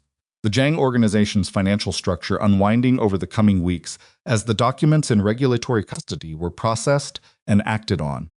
The Incheon vendor contracts, the routes that needed to be reassigned. The operational work that was still there, still hers, still requiring the 12-hour days she was apparently going to keep putting in. Not entirely, she said, but enough. He looked at her. Enough to talk. Enough to talk, she said. She held his gaze across the table. The harbor in the distance. Mrs. Han moving quietly in the kitchen. The sound of the city outside coming fully awake. What do you want, Amara? He said. And this time, it wasn't in front of 300 people. It wasn't a public statement or a strategic move or anything except asking a direct question and waiting with the particular patience of someone who had learned, over 6 difficult weeks, that this woman's answer was always worth waiting for. She set down her coffee cup. She looked at him for a long moment at the exhaustion and the control and the thing underneath both of them that she had been filing under, not yet for 6 weeks, and that had apparently run out of room. I want my career to stay mine, she said. Yes, I want you to keep asking instead of deciding. Yes, and I want, she stopped, looked at the harbor, looked back at him. I want you to stop looking at me like you're waiting for permission to say what you actually mean. He was very still for a moment. Then he said, I love you. 3 words, no decoration, no strategy. Just the flat, unvarnished statement of a man who had learned, late and imperfectly, and at considerable cost to his sense of himself as someone who controlled his environment, that some things couldn't be managed into a better shape. They could only be said. She let the words sit in the room. She didn't rush what came after them. She had spent 6 weeks refusing to rush things for other people's comfort, and she was not going to start now. I know, she said finally. He waited. I'm not there yet, she said. I'm close. I want you to know I'm close. But I'm not going to say something I'm not sure of just because the moment is right for it. He nodded. Slowly. I know. That doesn't bother you? He almost smiled. The almost smile she'd been cataloging since the first week. It bothers me considerably, he said. But you've been telling me since the first day that you don't tell to manage your honesty for other people's comfort. I'm not going to ask you to start now. She looked at him for a long moment. Finish the board session, she said. Let the prosecutors do their work. Let the dust settle. And then we'll see where we are. She picked up her coffee. That's as much certainty as I have right now. It's enough, he said. Outside, the harbor was fully lit now, the cranes moving, the vessels repositioning for the morning's work, the massive, never-stopping rhythm of a port city going about its business. Everything ordinary, everything continuous, everything exactly as it was supposed to be. Inside, 2 very tired people sat across a table from each other in the early morning and drank their coffee and did not say anything else, because what had been said was enough, and sometimes enough was the most honest thing you could offer someone, and the most significant. The board session was in 3 hours. The work was still there. They were still here. For now, that was everything. The board session started at 9 and ran until nearly 1 in the afternoon. Amara had been in difficult rooms before. She had been in rooms where people were angry, where people were afraid, where people were performing outrage, cover the fact that they had known something was wrong and had chosen not to look at it too carefully. She had learned to read the difference. Anger that came from genuine shock looked a specific way unfocused, slightly delayed, like a body responding to impact. Anger that came from fear of exposure looked different, tighter, more directed. It needed somewhere to land quickly before anyone started asking the wrong questions. The Seryun board had both kinds in the room. There were 11 directors present. 3 of them Amara had already identified, from the audit documentation, as having had some degree of awareness of the irregularities in the financial chain, not participants, but willful non-lookers. The kind of people who didn't ask the follow-up question when the first answer was slightly off, because asking the follow-up question meant knowing the answer, and knowing the answer meant responsibility. She sat at the far end of the table from the chairman's position. Not beside Seon-woo, not across from him. At the end, which was its own statement, she was present as COO, as the person who had built the documentation, not as an extension of the chairman's position or an appendage of his authority. Seon-woo opened the session. He was direct in the way he'd been direct on the hotel terrace, no preamble, no softening. He laid out the sequence of events in the order they had occurred. The initial irregularity flag from the logistics audit, the Lim investigation, the Bake discovery, the Third Channel, and Woo Sang-hyun's 22 months of embedded access to Seor-yoon's legal strategy and financial vulnerabilities. The room absorbed this in stages. The first stage was silence. The second was the particular kind of controlled noise that happened. When 11 people all tried to begin speaking at slightly different moments and produced a collective sound like a room full of unanswered questions. Director Choi spoke loudest and earliest. He was on his feet before Seon-woo had fully finished, which was either genuine outrage or a calculated move to occupy the floor before someone else could direct attention toward him. Amara had decided on the elevator ride up that it was the second.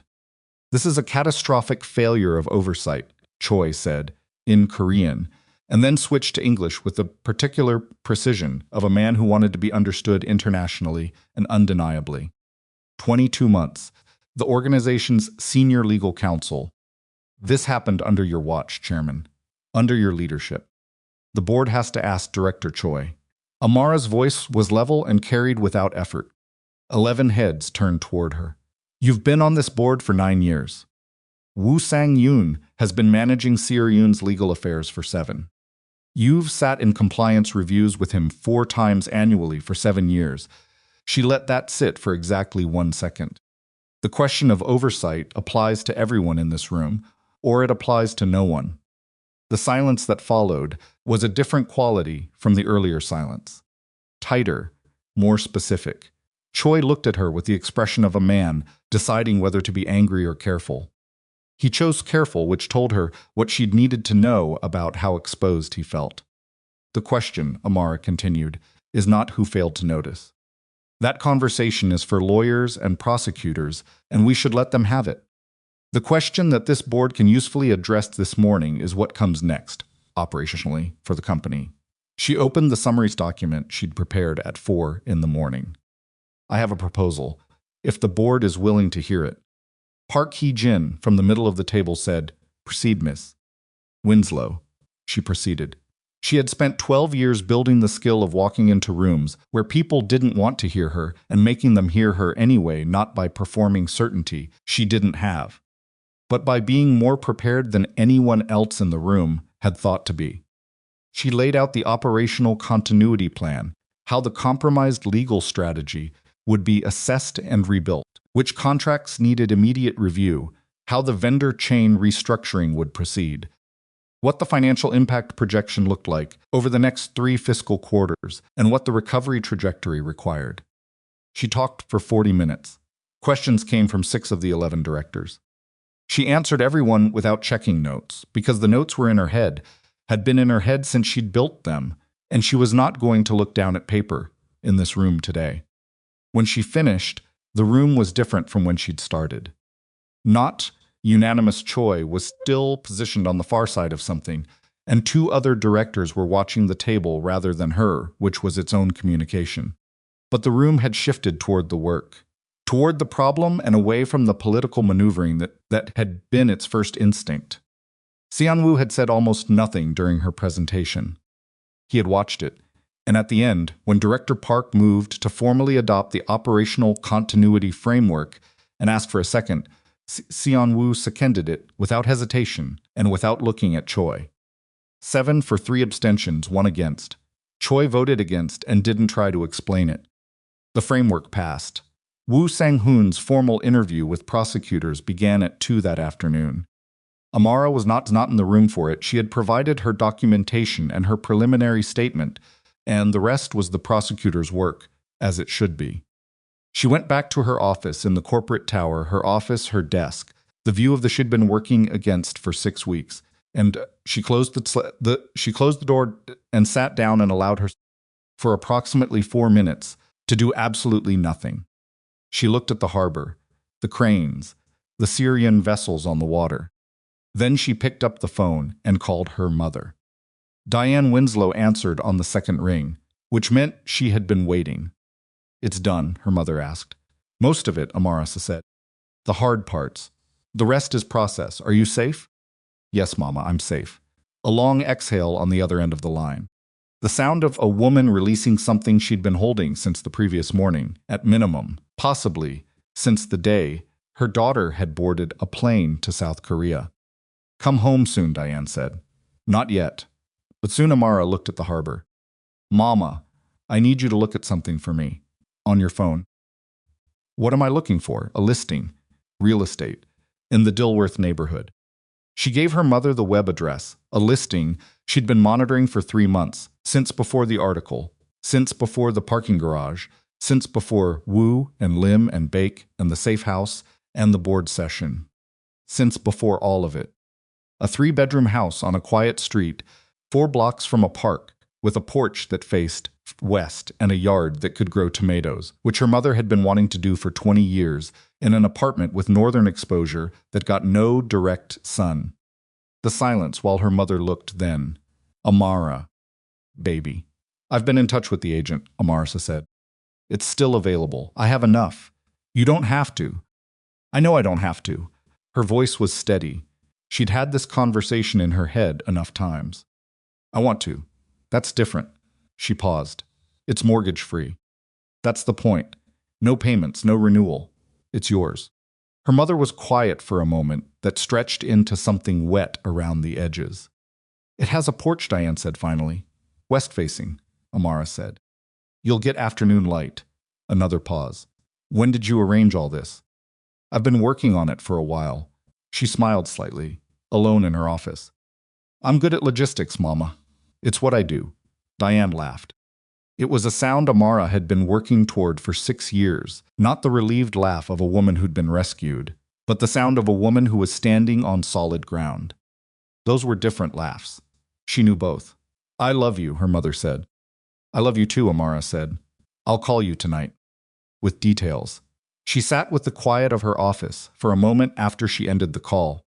Then she opened her laptop, started working on the next quarter's routing analysis because the harbor didn't stop moving. And neither did she.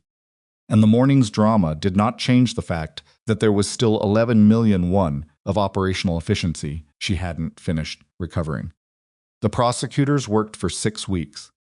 Woo Sang-hein cooperated. Not immediately, and not completely. There was a period in the first week where the Kims tried several angles that the Kim and Associates documentation closed off one by one, like doors in a hallway that kept getting shorter. By the second week, Woo was talking with the particular focused resignation of a man who had finally calculated that cooperation was the only remaining variable he could control. He confirmed everything in the documents and added considerably more. The Jang organization's internal financial structure, the accounts, the route arrangements, the port authority contacts they'd cultivated, the specific individuals they'd compromised in 3 different regulatory agencies. He gave the prosecutors names that Amara's audit hadn't reached because he'd been present in conversations that no financial document could have captured. The Jang organization did not collapse cleanly. Nothing that had been built over 20 years collapsed cleanly. There were attempts to relocate assets, to transfer route control through subsidiary arrangements, to find new legal cover in the weeks after Woo was taken into custody. Some of those attempts partially succeeded in the way that water partially succeeds in getting around an obstacle, finding small channels. Slowing, but not stopping. But the core structure was gone. The money trail was documented and frozen. The legal protection was dismantled from the inside. The alliance network that Seon-woo had been working through on the night of the safe house continued to contract, week by week, as the value proposition of being associated with a collapsing organization became increasingly apparent to the people who'd been associated with it rather than loyalty.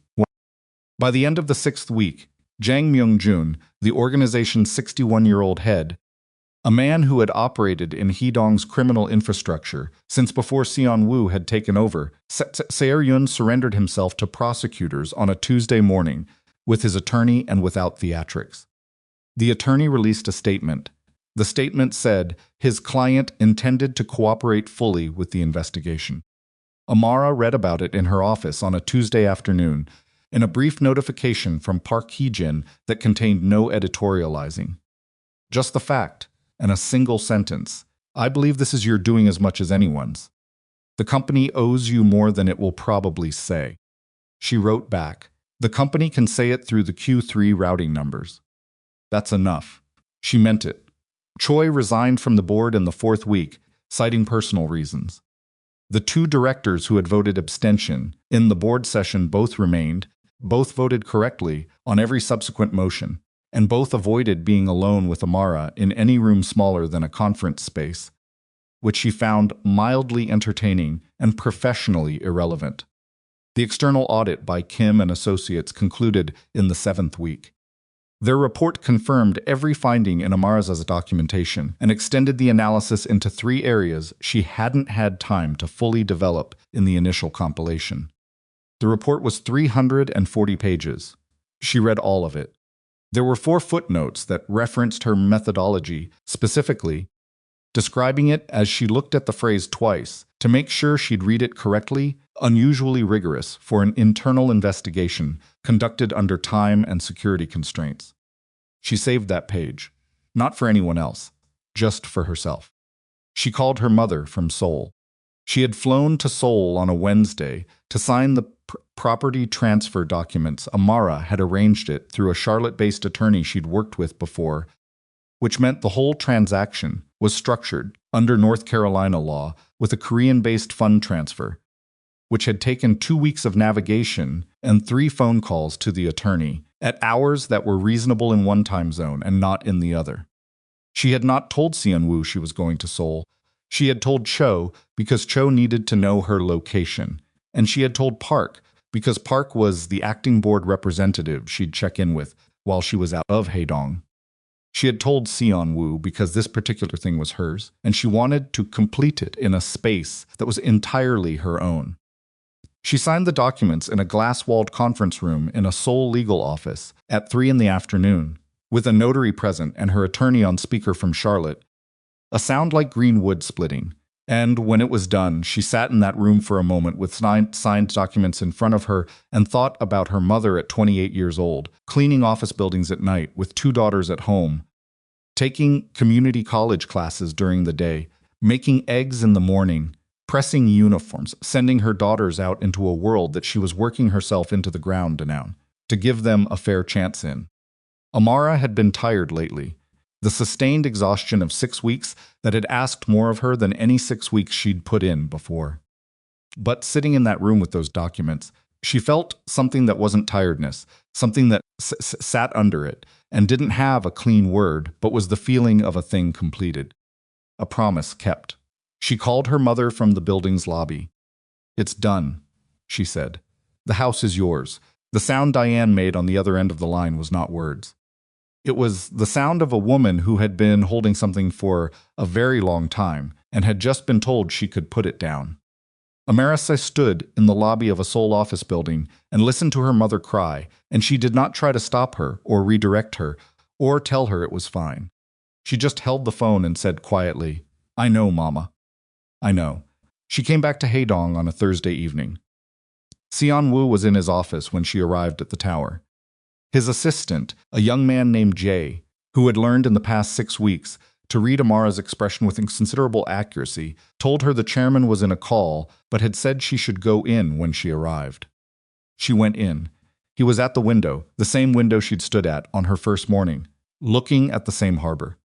He had his phone to his ear, but he turned when she came in, and when he saw her, he said something brief to whoever was on the line and ended the call. "Seoul," he said. "How long?" 2 days. She set her bag on the chair. "I had something to sign." He waited. He had gotten very good at waiting. A sound like green wood splitting, which was something she'd watched happen over the past weeks. A man who had once moved through the world with the expectant urgency of someone accustomed to having things arrive when he wanted them, learning a different kind of patience.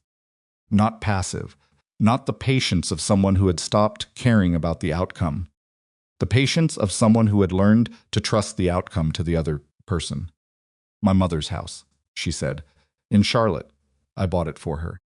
Something moved across his face. Not surprise, he knew her well enough by now to understand the shape of what this meant. Something quieter than surprise. "Is she happy?" he said. "She cried for about 6 minutes on the phone," Amara said. "For her, that's the equivalent of a standing ovation." He almost smiled. The almost smile had become a full smile more often in the past weeks. She'd noticed the change without marking it precisely, the way you notice a gradual shift in light. "Come here," he said. She crossed to the window. They stood side by side, looking at the harbor. The same harbor they'd been looking at. From the safe house, from the hotel terrace, the harbor that had been the backdrop of everything the past 2 months had been.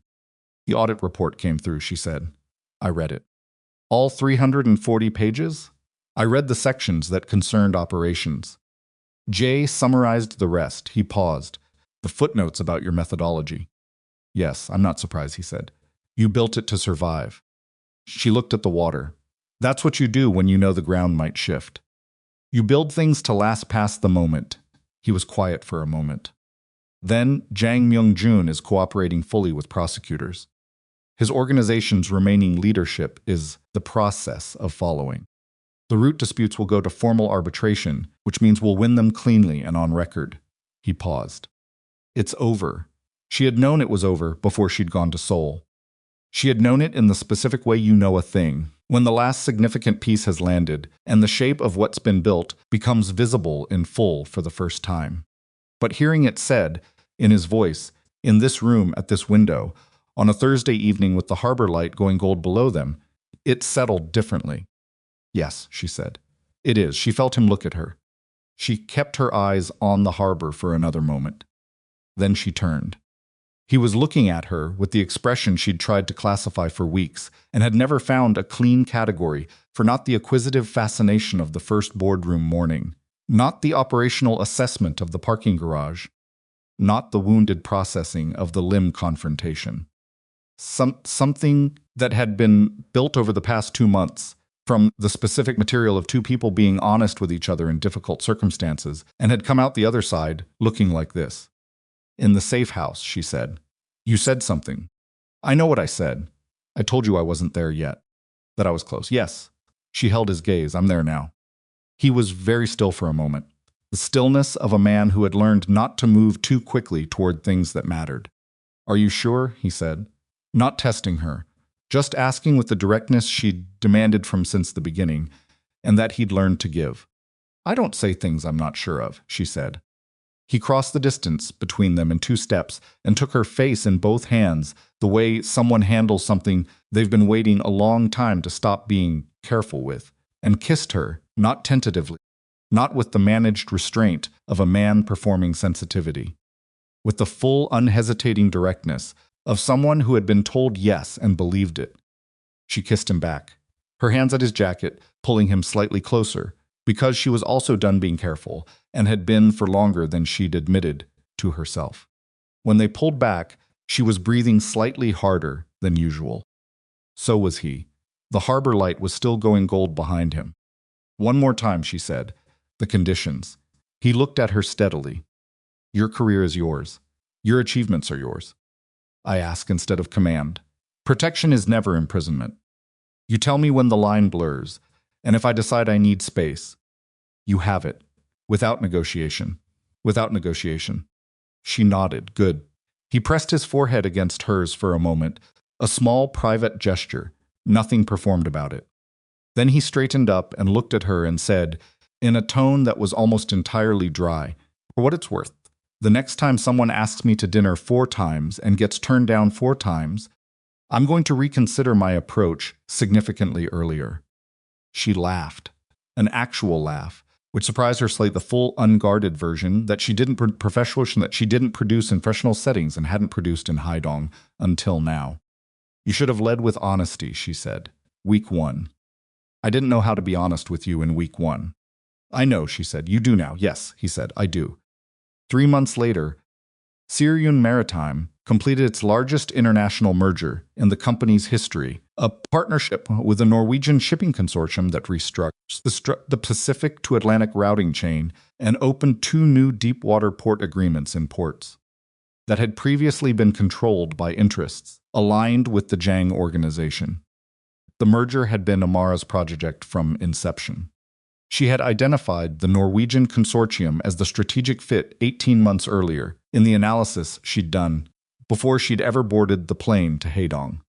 She had built the approach managed the preliminary negotiations, navigated 3 months of due diligence that was complicated considerably by the fact that a competitor had attempted to position itself between the two companies using a legal argument that was eventually revealed to be based on documentation forged by a Jang-adjacent law firm, an attempt that collapsed within a week of its filing because Amara's documentation of the Jang organization's legal methods was already in the hands of the relevant regulatory bodies, and the forgery was identified before it could slow anything down.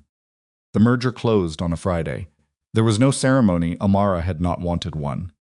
There was a signing, which was what mattered, and then there was work. The operational integration of two shipping entities across two hemispheres was not a thing that celebrated itself into existence. It required logistics, and logistics was what she did. At the board meeting the following Monday, 3 directors attempted to credit the merger to Seon-woo's strategic vision. Seon-woo stopped them, not aggressively, without drama. He simply said, with the directness that had become more consistent in him over the past months, "Miss Winslow identified this partnership before she joined Seor-yun.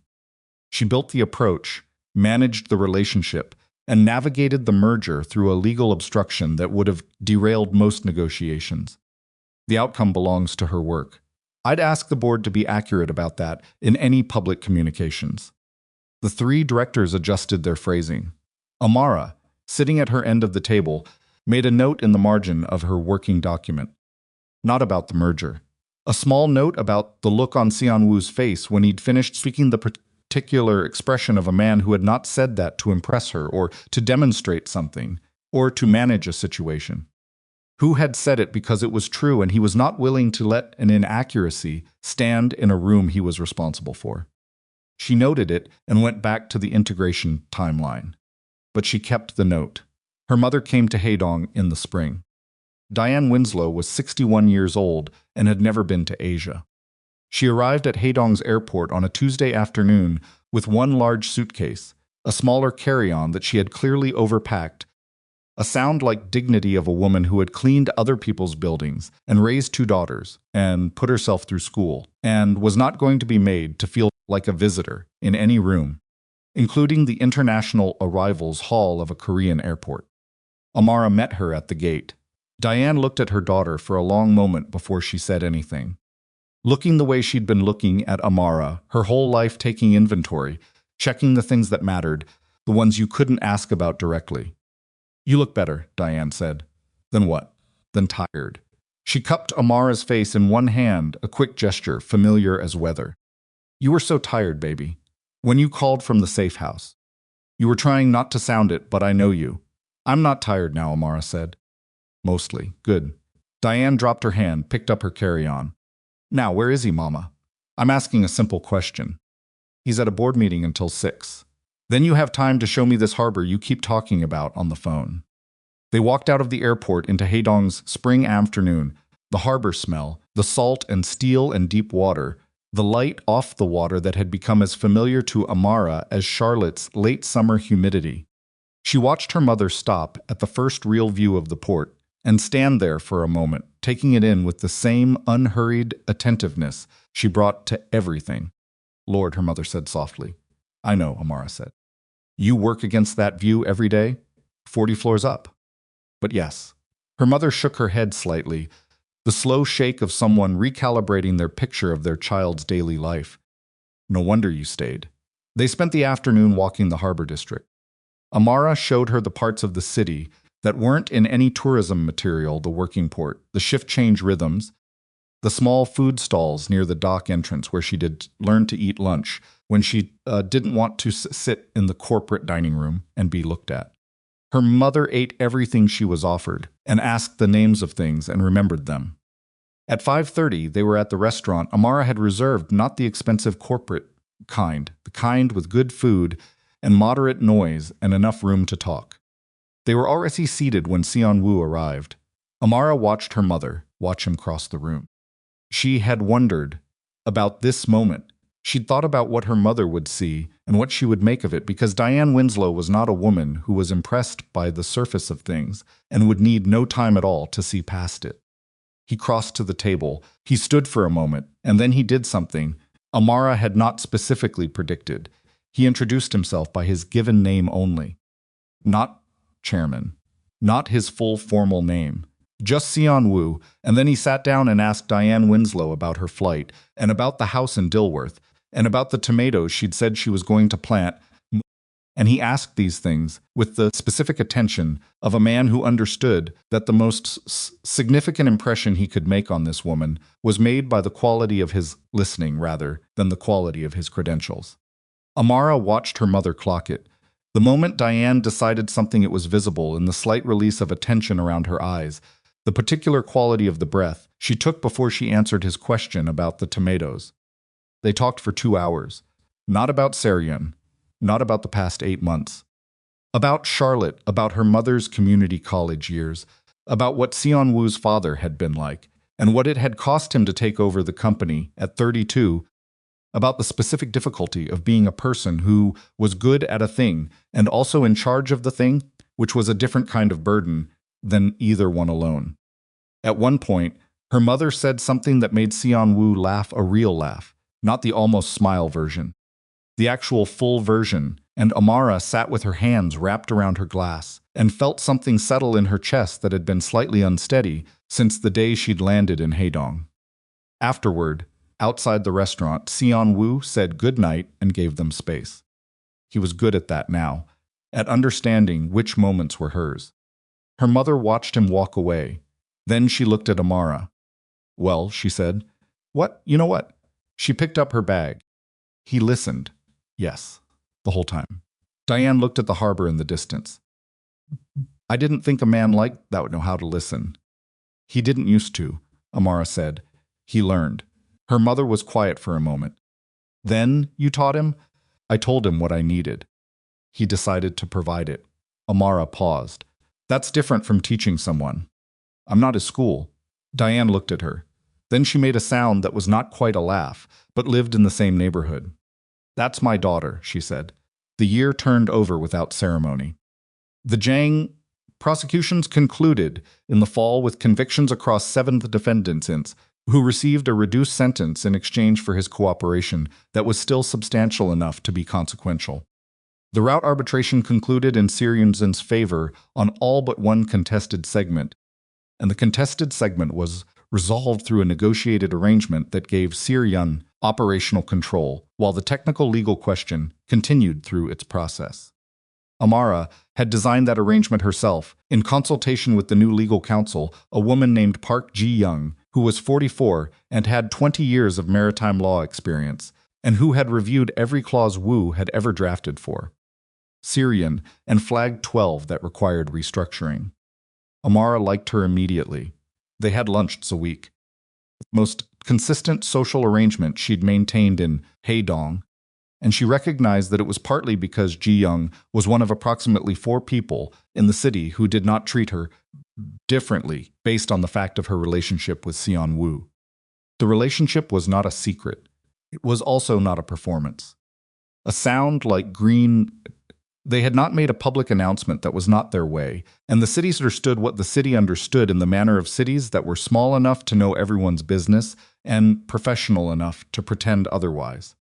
What sound like within Seryun was handled by the fact that Amara's role, her authority, and her results were documented in a way that made the question of her personal life a separate and irrelevant column.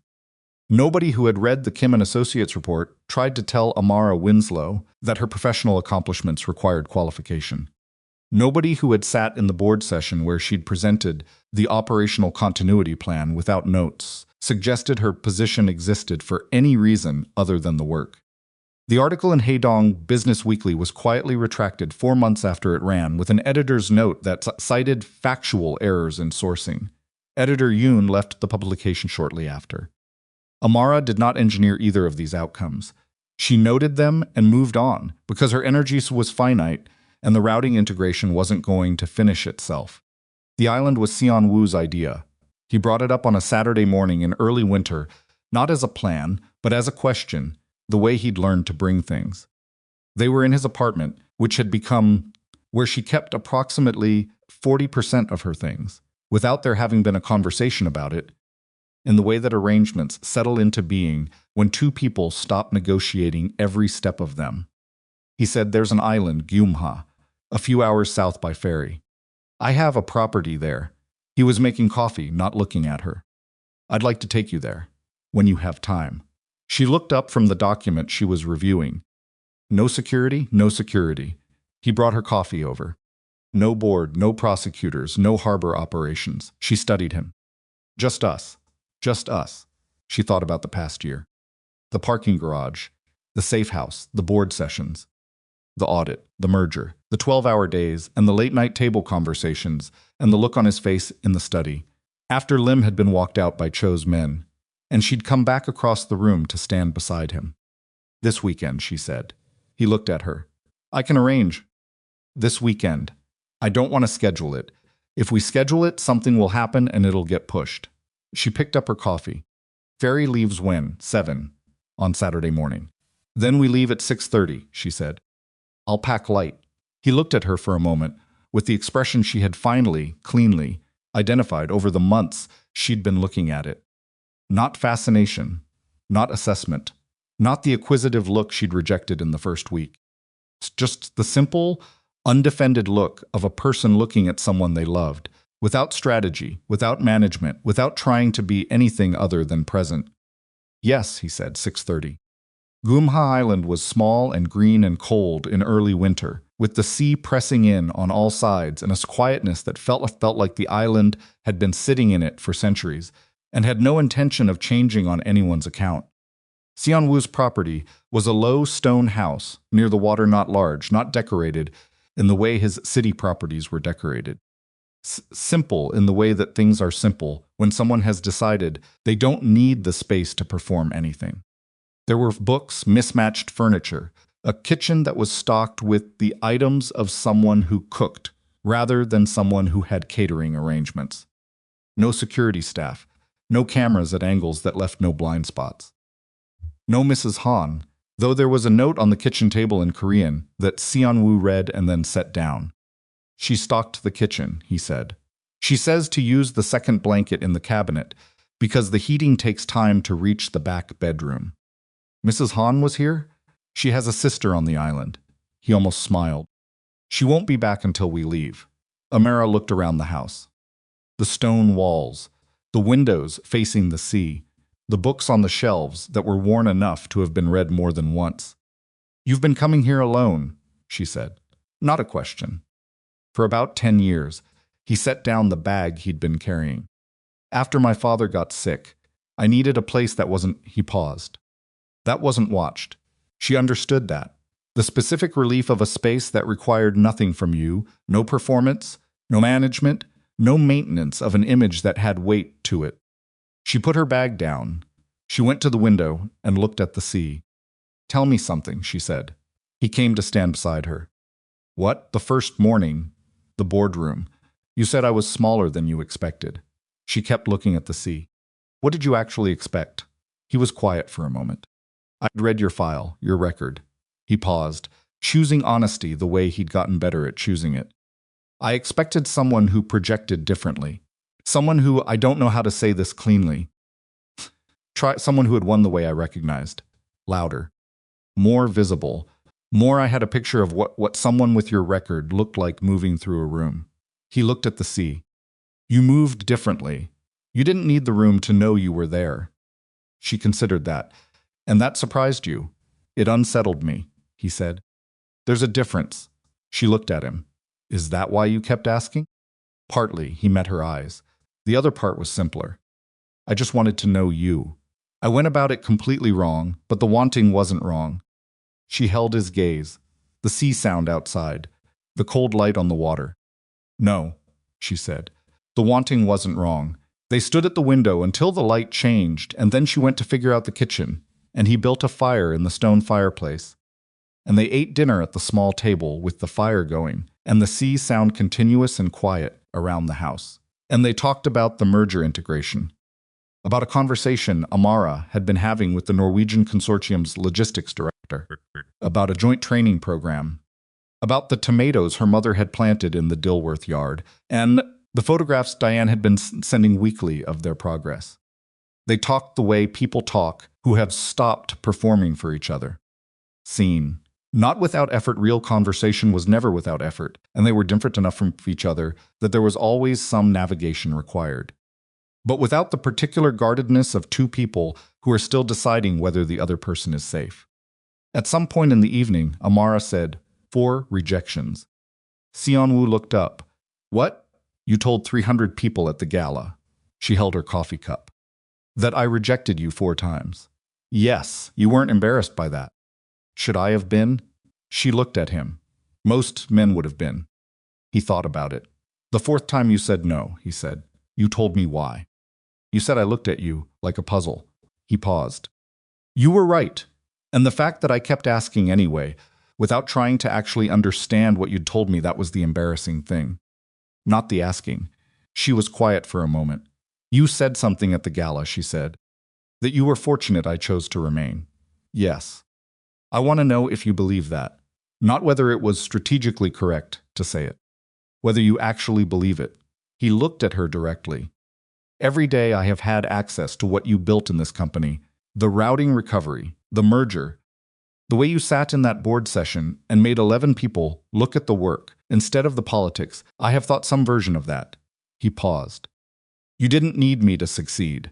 You needed me not to get in the way of your succeeding. Those are different things, and I spent too long not understanding the difference. She looked at him for a long moment. Ask me, she said. He looked at her. He understood. He had learned over the months to understand what she meant when she said things that weren't fully stated. Will you marry me, he said, directly, without theater, without a ring produced from a pocket. Just the question asked the way. She had asked him to ask everything straight, without decoration, with the full weight of what it actually was. She was quiet, not performing the pause, not making him wait for strategy. Just taking the moment at its full size, the way she took everything without rushing, without shrinking it into something easier to hold. Yes, she said. The fire in the fireplace. The sea outside. His face in the firelight, not the boardroom face, not the operational face, not any of the faces she'd catalogued in the first weeks when she'd been trying to read him like an environment. Just his face, with the particular quality of a man who had been given something he hadn't been sure he deserved and knew it. He reached across the table and took her hand. She let him. His hand was warm and familiar, in a way that things became when you'd been paying close attention to them for long enough. We'll do it quietly, she said. Yes, small. My mother in the front row. Whatever you want, he said. And this time it wasn't a strategy. It wasn't an answer designed to move a negotiation forward. It was just the straightforward truth of a man who had learned imperfectly and at considerable cost to his certainty about how the world worked, that the most powerful thing he could do was mean it. Outside, the sea moved against Gyumha Island, the way it had been moving for longer than anyone in this house had been alive to notice it. Continuous and indifferent and vast, the sound of something that didn't need to be watched to keep going. Inside the fire went on burning, and Amara Winslow, who had flown 14 hours to a city that had not been designed with her in mind, who had rebuilt a failing operation and survived a parking garage and dismantled a criminal financial network from the inside and bought her mother a house with a west-facing porch, who had said no 4 times and meant it every time, and said yes once, and meant that too. Amara Winslow's sat in a stone house on a small island in the winter sea and did not regret a single step of how she'd gotten here. Not the hard ones. Not especially the hard ones. Those were the steps that had made the yes worth anything at all.